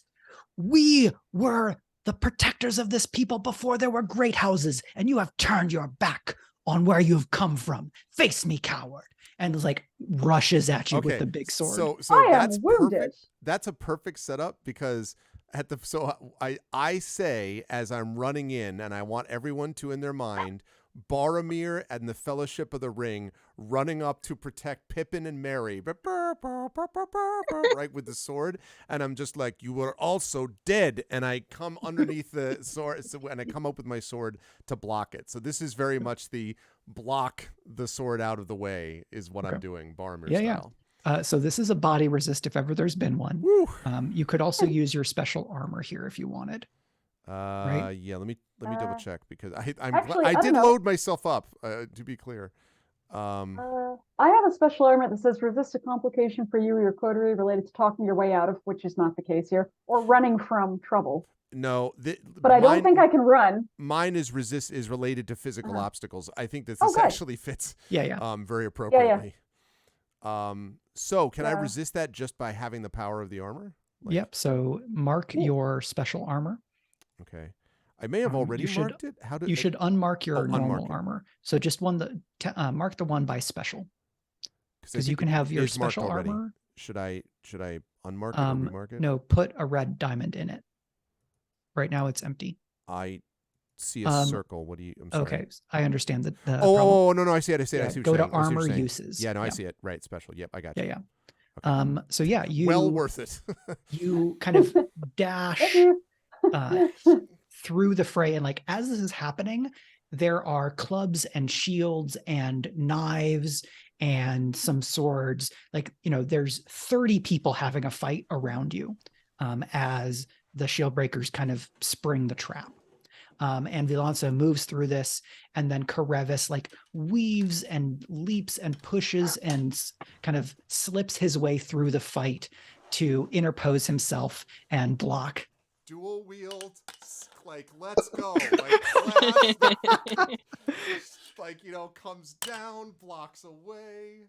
I'm not going to take the katana out of the peace binding, but you know what I'm saying, right? And and so, you get in the way, like Lutris is unharmed. Karevis, what the first thing that you notice as you receive and deflect this blow is that he is too strong for a person. Okay. Right. And so I think, you block this. He follows through, and you have to like throw the block away to avoid being basically bowled over entirely. Okay. And so he follows through, and then with great skill as well as impossible strength. So this is me drawing on my brief study of Iberian Greatsword. He follows through, and then as he steps, swings the blade around him to come around. And he's basically trying to lumberjack and just cut Karevis in half. So what are you going to do? I'm going to Duel of the Fates leap over him. No, well, actually, I know exactly what I will do. If I've already lost my sword and it's already down. No. You basically have to give up on stopping his blade and just deflect it. Because if you tried to stop it, you'd get knocked over. Oh, okay. But I still have my weapons. Yeah. Can we tag team him to slow him down long enough to let Jensia and Zelfa jump in and do the shroud thing? 100%. Because what I think we should do at this point is not fair. It's not a fair fight, but also he's not alive. I think we should That's sweep. not fair? I think we should sweep the leg, Johnny. That's what I think we should sweep the leg. I say we sweep the leg. I agree. I also think I should do the splits because that's very helpful in Bloodsport. Paint me a absolutely. picture. Someone has to yell Noxun Cow for no reason. Like that. Noxun Cow. I don't know enough to know that isn't a bad idea for us to reference, so I'm just gonna for Noxun Cow mark that. Well, Bloodsport is literally the perfect Bloodsport movie. You should definitely reference. Noxun Cow doesn't work because I think that means like Great White Hope, which doesn't work for this character. So never mind. Yeah. But perhaps we can have glass though from that same movie on the gloves. Which okay. I mean that's depending on what weapons you mark, right? That's all up to you. No, I do think we should sweep the leg. Yeah. And actually, if Lutris and I can do this, I don't know if this is possible, but I imagine that we've trained together enough that we might be able to. Lutris goes low, I go high. Like I'm heavier, so I need to I'm shorter anyway. Yeah, like straight, like basically, yeah, exactly. You drop, sweep through, and I'm just I go for hamstrings, I go for Achilles tendons. Yeah, exactly. Like bring the sword through and essentially feint, Mike, right? So I go through the sword, come through with my arm in an attempt to overbear over the now carefully placed Lutris behind this thing to bring them down, and praying to all the Valloward gods that Jensia is paying attention and is ready to throw the shroud over this thing that we are very overmatched by. Yeah. No atheists in alleyways. Yeah. What I'm going to say is... This boss is blinking yellow, you know what I'm saying? Like right now. Yeah. This is... that you'll need to hit a standard effect success to set up Jensia to be able to deploy the shroud. Okay. Both that sounds okay. That's fine. Am I doing this with Lutris assisting, or are we both, like, how are we? That's up to you. This could be another group action if you're both rolling the same action. Yeah, because this is a skirmish, right? It's a skirmish. I only have one dot in entangle a skirmish. target in combat. That's literally what we're doing. We are being entangled with the dead guy. How much you have in skirmish, Lutris? Just 1 dot. Okay, I have 3 dots in skirmish. I say we roll with skirmish. Yeah. I would like to assist. Okay, Please assist us. So I have my second foresight, obviously. You knew this would happen. I'm gonna. I like Zelda standing to the side, being like, "I knew that would happen. I knew that would happen. I knew that would happen." Yeah, I mean, come on, we're essentially fighting Adrian dead with a sword. So I prepared for this, obviously. So I'm gonna take my arcane implements. Okay. And say that essentially I have a reagent that House Vorster has worked on previously, like an established part of our alchemical repertoire that is designed to slow the muscle response of enemies to the point where they slowly become paralyzed. And I have like this big glass bottle of that is designed specifically just to bring Villanso down in a minute or less. And I just throw it straight at him. Thank you so much. Okay. We appreciate you. Yeah. Great. So that can give a +1d assist to one of the two of you. I'm going to give that +1d to not Caravis. I'm going to give it to... You could give it to me, Lutris. Yeah. Yes. Because I only have 1 dot. Because you only have 1. Yep. Yeah. Who is leading this skirmish action? Who is going to take stress if somebody gets a fail? Oh, I'll take the stress because I only have 1 stress. Okay. And I will say that either or both of you could push yourself if you want, or you could take a lady's favor. I can come up with some options. I'm gonna push myself. I think. Okay. I'm low stress. I got rid of all my stress last time with a couple of lucky rolls. So I mean, I'm kind of stressed now in the moment because I think I might die, but like directly stressed, yes. Like directly stressed, but okay. Okay. Caravis, are you going to push yourself? Do you want a lady's favor? So I have 3 dice right now, or 3 dice. I have 3 stress. Yep. We're gonna have a lot of downtime after this. You will get a round of downtime. Honestly, below 4 or 5 stress, rolling an indulge vice is more dangerous than it is helpful because you can overindulge. So really, you should be spending your stress. I should be using the stress. Really? Okay, I will push myself. So that will give me 4. Well, it will give me a bonus die in addition to what I already have. So I have now 5 stress. Okay, so skirmish. Okay. So what's all our positions and things? So for each of you, you will start in this will be risky limited. So you will need something to improve your effect. And both of you will need to get to standard effect. So I know for Caravis, his dread blade is a fine dread blade and would certainly work if he wants to do that.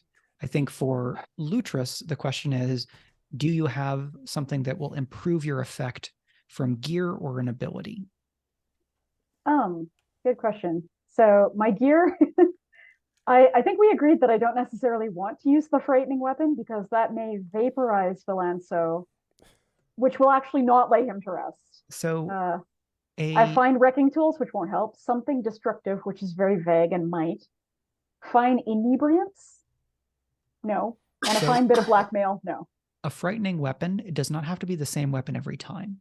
Okay. So for this fight, a frightening weapon could be, I don't know, like a giant axe. It could be a replica of the weapon that killed him. What weapon did kill him? Oh my god, was it something horrible? He probably died of old age. It's just in the first place. But the terrifying weapon is just a audio recorder where you play, Winston, tell them, gonna come. I'll kill them. I'll kill all of them. Just terrify them with John Wick, just John Wick style. Just okay. So I'm terrifying him with the frightening weapon of Keanu Reeves. That's frightening. Okay. I don't know. It's frightening. Maybe my frightening weapon is something that will help me in these very close quarters, like a couple of very sharp blades that I have stuck up my sleeve that when I shoot them out, they turn into more blades that start whirring like this. And I attempt to slice through this extremely strong guy's Achilles tendons. Okay. Which again is hard because he was actually buried in his boots. But yeah, so if you mark your frightening weapon there. Marking my frightening weapon. Oops. It clicked both of them. Should I only have clicked one? I'm okay with it clicking two. Yes, because a frightening weapon costs 2 points of gear. Okay. 2 points of load. Yeah, I'm glad I thought to bring these. Okay. So because the frightening weapon is not a fine frightening weapon, I think that gives you kind of the fictional position from which to do a fight. You do have a lucky break as a special permission, which I would allow to give you the bonus effect if you want to use it. Yes, I think we need it. I think I'm going to die. So what breaks lucky for you to let your attacks be more effective? Just, I guess, that even with the darkness in the alleyway, which means Villanso can't see, Karevis and I are so used to fighting together that we're not getting in each other's way. So he's actually kind of thrashing around in the moonlight. No. No? But no, he's not thrashing around in the moonlight, but he can't see us. No, he isn't. I think you could have a lucky break could be like a loose cobblestone. It could be some member of one of the combatant groups getting knocked into Villanso conveniently for you or something like that. But can we say something more like the loose cobblestone? Because I feel bad for the City Watch already. Okay. Yeah. Okay. So he one of the cobblestones comes out as he comes towards us. Yeah. And he stumbles a bit. using a great sword, stable footing is really important. So that makes a lot of sense to me. Yeah. Okay. So we've got our effect lined up. Okay. And why don't we get those rolls? Okay. I already put in my 2 stress, so I don't know. Or just rip my lucky rock. So risky, the Dreadblade makes it standard, right? You said, Mike? Correct. And I have an addition, so I have 3 dice, which it's already taking into account. So I have 1 bonus die for pushing myself. Yes. So 4 dice total. Okay. You want to do the simultaneous, Premee? You want to go first? Hang on. Sorry. So my position is still risky? Yes, risky standard. Okay. With risky, gear and the lucky break. Standard, and then bonus dice is 2? It's 2 if you are pushing yourself. Yeah. In addition to Zelfa's assist. Yeah. Yeah. Okay. So 2. Great. Okay. All right. I'm giving her. What did I get? I can't see. Okay. So that's 1-4-1 for Lutris and 4-1-3-6 for Karevis. Let's go. So what I'm going to do is we're going to describe not like just one pass, but we're going to describe the equivalent of like a 15-second fight scene that is you maneuvering and layering blows on and setting up so that Villanso is vulnerable for a moment. And so I think the first thing here is that even as Lutris is joining the fight, Villanso is taking these huge swings at Karevis that you know that you don't want to block, you just have to get out of the way of. And so I'd love a beat of like, let's see Karevis doing like cool dodging. Like, what is it like? How does Karevis do like these voids and the dodges and the rolls? Like, what do we get from him and how he fights in that moment? I would say at his top level, when he's fighting against sort of either heavily armored or heavily strong, the Karevis learned a long time ago that you do not fight by attempting to nimbly roll out of the way. For all you Dark Souls fans, this is not a naked roll that we're talking about. Instead, what you do is absorb the blow and go back with it so that you're not actually getting cut. You're allowing the armor to do the work. And so on multiple occasions, he, sort of swings away, and I use the sword to clang into my armor as I'm also backing off so that I'm perpetually taking steps back. And my balance in this is exceptional, because if it's wrong, then I'm going to stand there and absorb the whole blow, and then I will be dead. So instead, I have to balance myself so that I am always taking just one step back, just staggering back, and positioning myself as I do it. So what the sound is the big thing out of the alley. Clang, bang, bang, ding, bang, right? As I'm going backwards, and I'm sort of grunting underneath it, and I'm like, not bad for it. Dead man, like sort of staggering as I'm doing all of this, while my eyes are like following to be like, is Lutris in position? Is Lutris in position? Right. Yeah. And as you're fighting, Villanso has this whole spiel, has this whole thing that he's talking through. Let me hear the spiel. The great houses all put themselves before the public welfare. Grey Mist puts profit over people. Fairest puts ego over equality. Corinne values knowledge over kindness. Sapphire takes leverage rather than love. Liranti values safety over solidarity. And Vorster, he kind of makes a big swing, values history over humility. And so like he's kind of, he's basically screaming this at you and anyone that will listen as he goes in this like, rich battlefield commander voice. Right. This is all Idris Elba sounding. I get it. So we get this. Karevis is yielding ground very expertly. Premee, talk about how Lutris gets in this. We've gotten a little bit of it, but paint me a bit of a picture of the next beat. I guess the main thing that Lutris is trying to do is not get in the way of what Karevis is doing, because then we'll both die because he'll stumble on me. But we've done this before. This is almost similar to how we would have dealt with cavalry chargers if we had been unhorsed, because our foe is quite a bit bigger than us, and his weapon is also coming at a level much higher than us. So I am staying low. I'm trying to hamstring. I'm going for the Achilles tendons. My destructive weapons are doing their job. Weird tomb-smelling dust is being kicked up from each cut, and I try to tell myself that he's slowing down, but part of what these weapons are meant to do is make the foe feel pain, and the pain is supposed to stop you. And Villanso is clearly not doing that. I just need a couple of really good cuts to slow him down, maybe make him fall, maybe bring him to his knees so Zulfa can throw the powder. So I'm darting in and out. I just need a few clear seconds to dig the blades in deep enough. Yeah, and so you land a couple of blows, you're moving in and out, because once Villanso gets going, the sword never stops moving. It's here and there, it reverses. It is like a helicopter, like an articulated helicopter blade coming at you from every direction.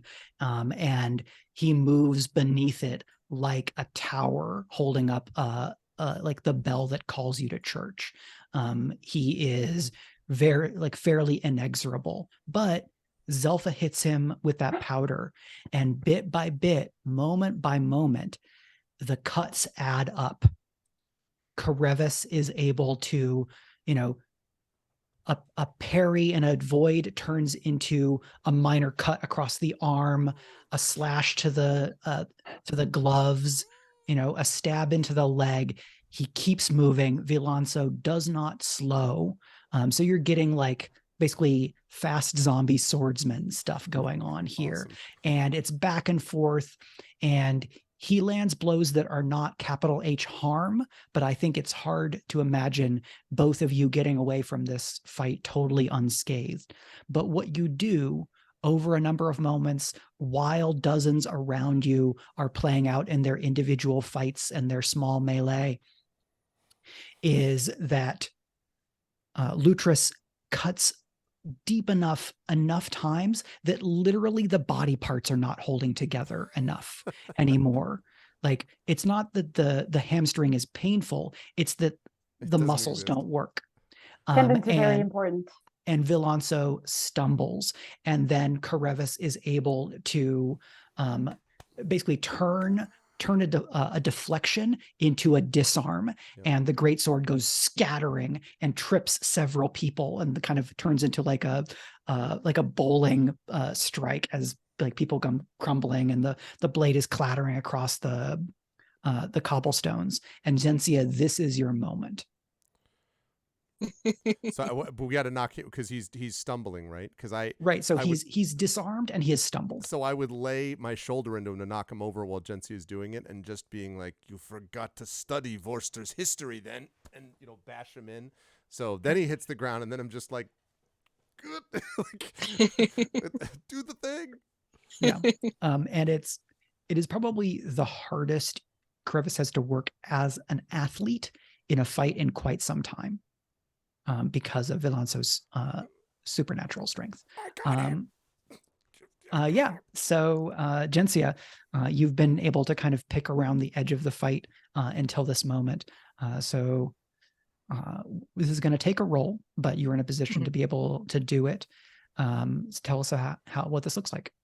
Okay. So, can I make the roll channel?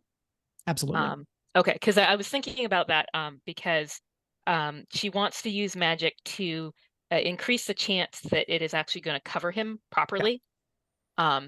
And so logic-wise, she's thinking that like she's gotten the shroud, made the shroud, like it's internally magical. She doesn't want to screw with that. So what she's going to do is she's going to like have it in one hand as she's like running in. As soon as he goes down, she's like running in, ready to throw it. And with her other hand, she wants to cast basically a spell that's going to act kind of magical glue, so that like she lays glue across him, and then she throws the shroud so that it won't just sort of settle down. It'll kind of stick down onto him. Right. So she'll get better coverage. Mm-hmm. So, and can I use the open mind to get the extra die on the channel roll? Since he's magical, or the revenant's magical, or is with that? You're always aware when arcane power builds in your vicinity. Or would it not really sort of apply in this case, since the necromancy is not happening? Yeah, I think the active magic that you're able to see on display is that like preternatural strength and the toughness. But I don't know that it's new information to you. Okay. So I don't think it gives you a separate bonus. Okay. So what's the position and? So to use the shroud and have it take effect to return Villanso to rest, I think this is going to be. This would be desperate, but you've gotten an opportunity. So now it's only risky. And you're going to have standard effect because you have gotten specifically the right tool in the shroud. Okay. And if you're using your fine arcane focus, that'll get you up to the right effect. So that's 2, 2, and a 6 on a risky standard channel. So what's like the kind of special effects or sensory kind of explosion, collapse, or response when this necromantic effort that has pulled a beloved veteran from the grave and set him into modern conflicts resolves under Gensia's skill? So the shroud is laying over him, and it doesn't move, but there's this sort of sense of glow and also kind of smell and sort of ozone in the air, like electricity, that it draws up into the shroud, and you can sort of see this sort of like from various points across the body kind of wicking out into the shroud, and it gets brighter and brighter in those points, and the whole shroud is basically like glowing, and then it just like bursts like magnesium camera flash, and then when your eyes clear and you blink it away, then the shroud it's quiet, it's like sort of, it looks even more like kind of gray and old and worn than it did when she first used it, and totally still. And Very cool. And Karev is just lying there like, did we do it? Is he gone? Did we do Yeah, And it? me and like, so- I can't hear you over the Yeah, I know, I'm blades just like, that are still spinning. I can't. I don't. Yeah. And so there's kind of, you've gained a people have given you a buffer because none of the others wanted to get caught in Villanso's like Titanic Terminator like swings. And so when your ears stop ringing and when your eyes are no longer kind of filled with halos, the fighting around you has largely finished. You know, there's one especially tough shield breaker that is just refusing to stay down, but they're 25 feet away and they're surrounded.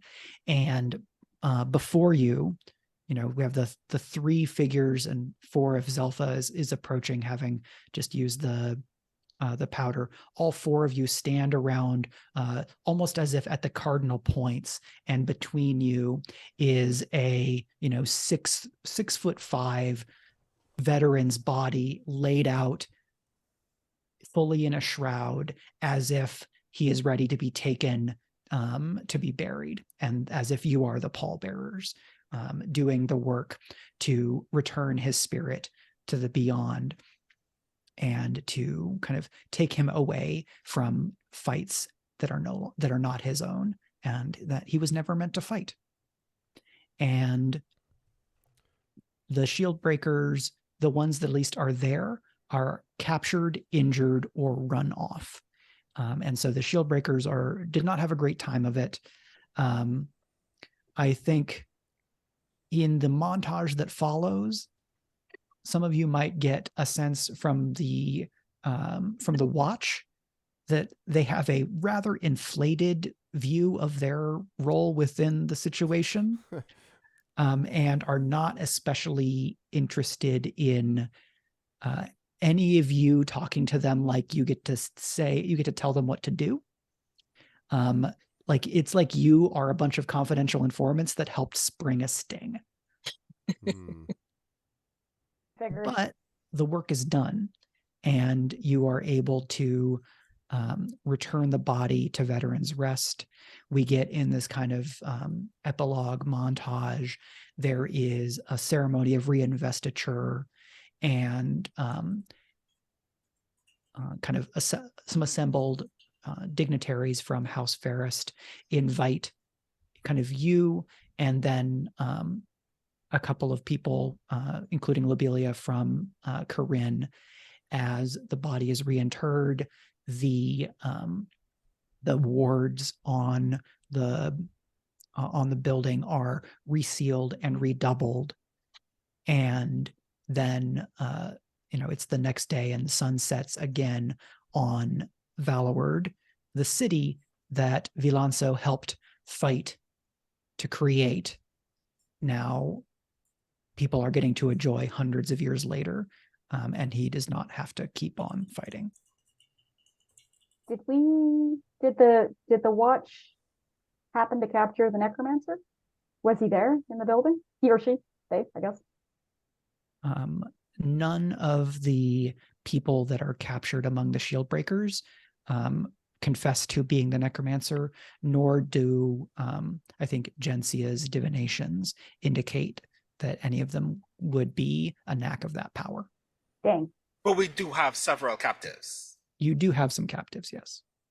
Cool. We'll So we can come bring back to one of that. them and find out. Mm-hmm.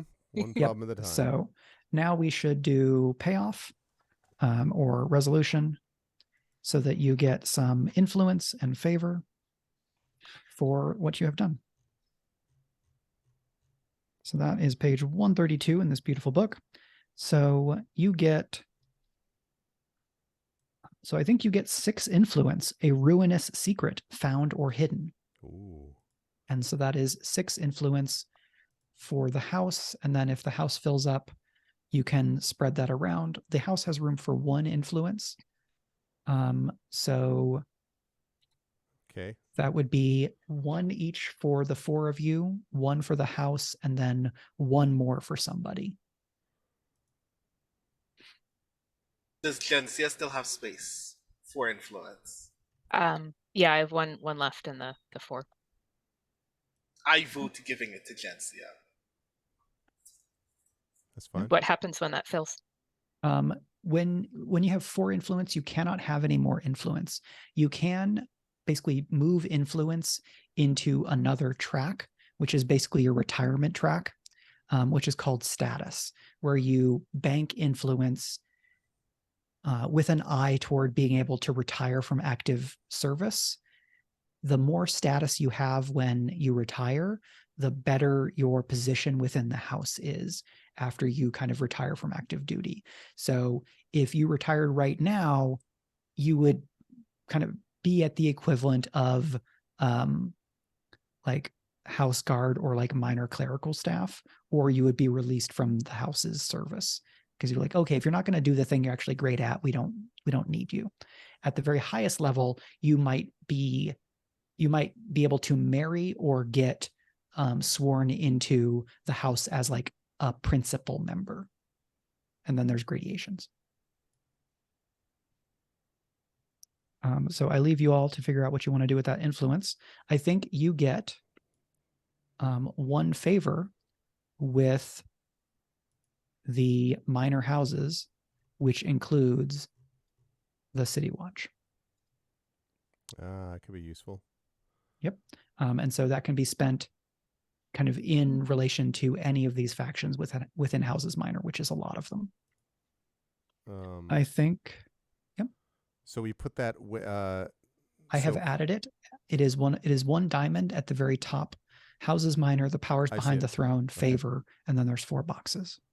I think your relationship with the Watch goes to +1. Your relationship with the Shield Breakers drops to -2.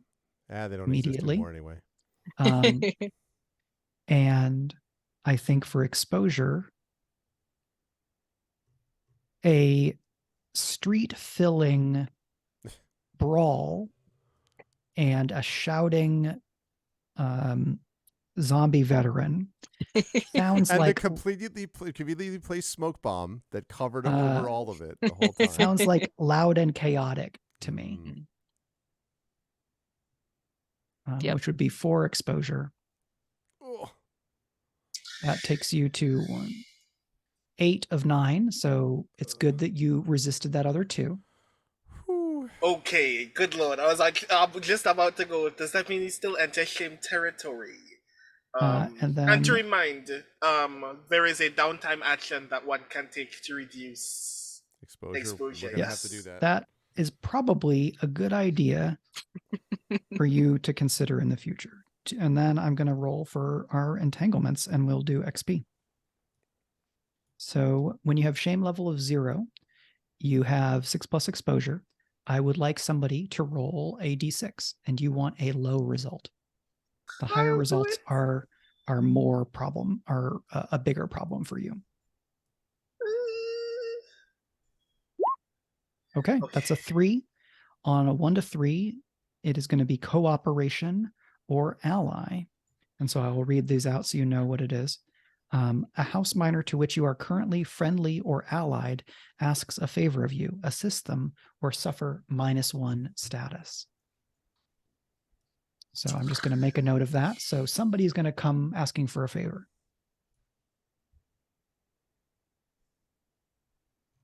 Entanglements. Great. So that is 1 errand accomplished. Very nicely done. And I would love to at least do the house XP real quick before we wrap for the night. I'm happy to follow up in the Discord for individual character XP so that we can wrap things up and call it a night. So this is things you did as a coterie together. Did you overcome an obstacle with honor or tradition? Yeah, we did. Honor. We brought these people together.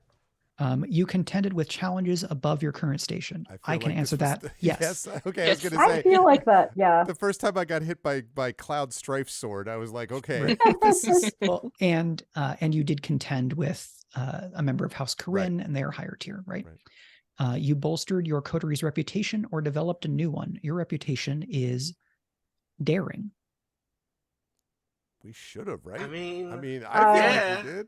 We fought one of the first Valloward in the middle of the night. We did say that it was a daring plan for your engagement, right? So that's fair. Yeah. You expressed the goals, drives, inner conflict, or essential nature of the coterie. Absolutely, we did. So in what way do you think you did that? I mean, so the goals, which are to bring forward House Vorster, which are to increase its status, and specifically to defend. Well, okay, because I'm actually looking at, did we protect Valloward or her interests, and we definitely did that, regardless. So I still feel like we did. So first of all, we worked together collectively.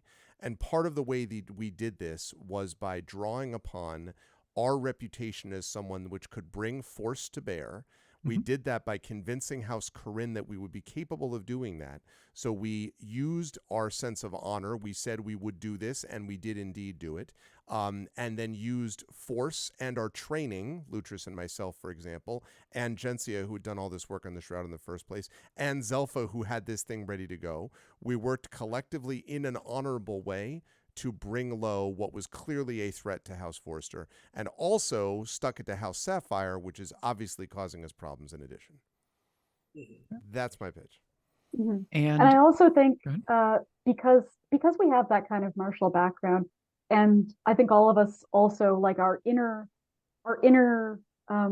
values and morals basically are stating that it is so dishonorable to have this soldier not laid to rest. Yeah. And we're trying to express the essential nature of the house as well, which is that tradition is important, respect is important, honor is important.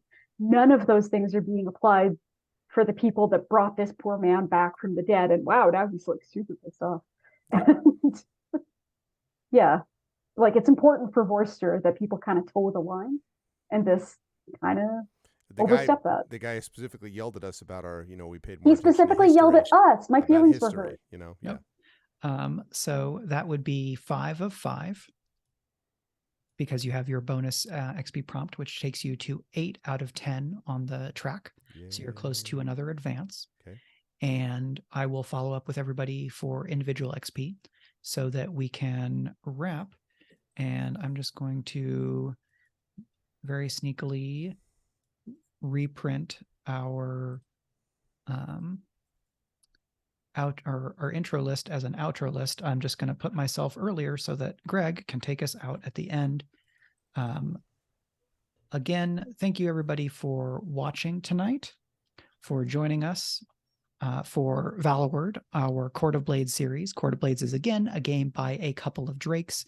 I believe we have a command, if a mod or someone could put that into chat, that will link to where you can buy Court of Blades. It's a great game. This is the second kind of longer campaign I've run of it. It's an absolute blast. It totally, it's 100% my shit. So if you like this shit, get this game and then play it with your friends. So that is going to be that. And I will invite our players to remind folks who you are and where they can find you and your work, starting with Premee. Oh, yeah. No, thanks for your game, everybody. And thank you, Mike, for being the best dancing master ever.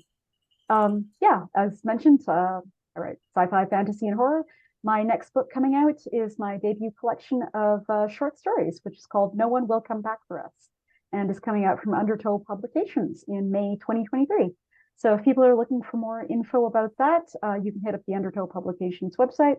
And you can find me on Twitter at Premeesaurus, Instagram ditto, or on my website at premeemohamed.com. Hey, I've been Rhiannon Held. I write urban fantasy under Rhiannon Held and space opera under RZ Held. And the next thing coming up is that I'm part of the Narrative sale, April 1st to 3rd. So the compendium volume of the first 4 of my space opera novellas is going to be only 99 cents at that time or a little before. But if you want to find out about that and be reminded, I'm not around Twitter very much, but I am at Rhiannon Held, and I will definitely be talking about that sale at the time. So give those a look, and also all the other books in the sale, which are also going to be super cool. Hello, everyone. It is I, Brandon O'Brien. I'm a poet, writer, and game designer from Trinidad and Tobago, and one of the co-hosts of the podcast Speculate. You will be seeing me again sometime very, very soon for more Speculate things. Mike, you can correct me about whether this is going to be this Sunday or next Sunday. But very, very soon, the Strange Friends will be playing a game of Slug Blaster, which is Forged in the Dark, if Forged in the Dark was also Back to the Future, The Last Starfighter, and every anime that you've ever seen. It's actually very, very wild. I'm very, very excited to play the thing. You will see that here as a recorded video very, very soon, and it will be on the podcast very, very soon as well. I am the author of a poetry collection called Can You Sign My Tentacle, which you can still find wherever you buy your poetry. And I'd like it very much if you did that thing.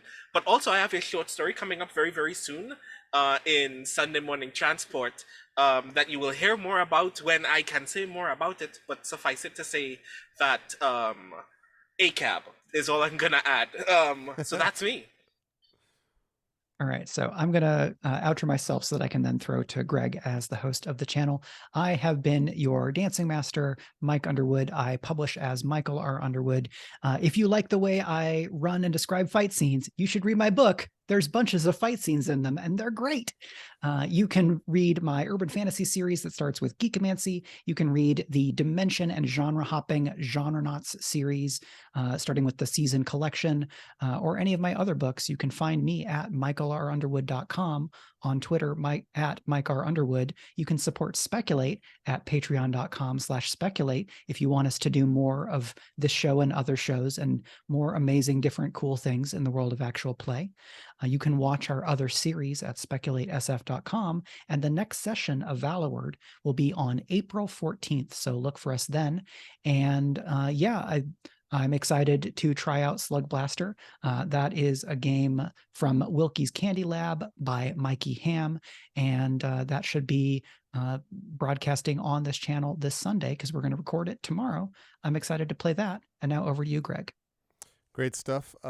Thank you, first of all, to Speculate co-host Mike and Brandon, to all of the folks in chat. Thank you to the wonderful players, Brandon and Premee and Rhiannon. Always a pleasure. Great stuff, everybody. And thank you again, especially dittoing Premee to Mike for wonderful dancing master stuff today. It was a ton of fun to be able to get to do that. And if you folks liked what you saw and heard, !Speculate in chat will allow you to support the Speculate Patreon, which allows us to do things like get sponsored and commission overlays and videos and all that kind of good stuff that we're able to do, and get you more content, which is of course important as well. One quick note about my channel: I will be back tomorrow, Saturday at 8 p.m. Eastern, with some Expedition from the Mysterious Peaks, which is the space and fantasy mashup, and you're going to actually get to see the players choose fantasy or science fiction characters tomorrow, so that's very exciting. And then there will be more stuff to come down the line. My name, besides being Arvin Elleron, the host of this channel, I'm also Gregory Wilson in real life, and my series that I'm working on at the moment, the Grey Assassin trilogy, Grey Shade, ! Grey Shade will get you over to the link where you can buy that novel, where you can pre-order copies of Renegade, the sequel, which will be out later this year. Heretic will be out next year, the concluding book in that trilogy, plus the tabletop role-playing game of Grey Shade being designed by one Brandon O'Brien, and the audiobook of Grey Shade being done by one Tren Sparks, who is familiar to folks on this channel. So thank you to everyone for watching tonight. Again, make sure to stop back tomorrow for more TTRPGs, and please support Speculate, and we'll be back at you on Sunday and with numerous other things coming up in the future. So with that, I will say good night for all of us. Thank you to the players. Check we get some love for them. Thank you to our Dancing Master, and bye for now all.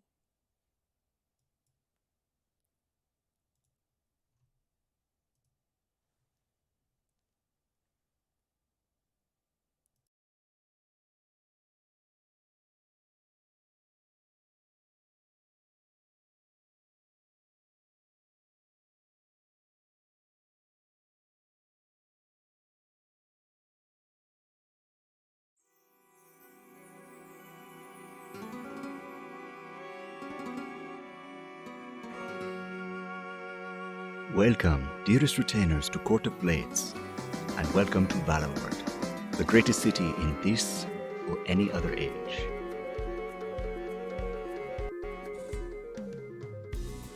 A city where hearts race and swords flash, where intrigue and danger lie around every corner. Centuries ago, celebrated veterans were given title to Valor Isle, a place long abandoned by its first residents. Here, the heroes found ancient secrets, bountiful land, and a fruit bearing oracular gifts. Generations later, 6 families vie for ultimate control of this jewel of the archipelago, each seeking to lead the great dance of houses. A new retinue rises to clash with flashing blades, veiled plots, and powerful magics in pursuit of their house's interests and their own secret ambitions. Speculate presents Valloward, a Court of Blades campaign, starring Premee Mohamed, Marie Bilodeau, Brandon O'Brien, Gregory A. Wilson, and your dancing master, Michael R. Underwood. Be welcome, retainer. Get comfortable, but not too comfortable. It's time for Court of Blades.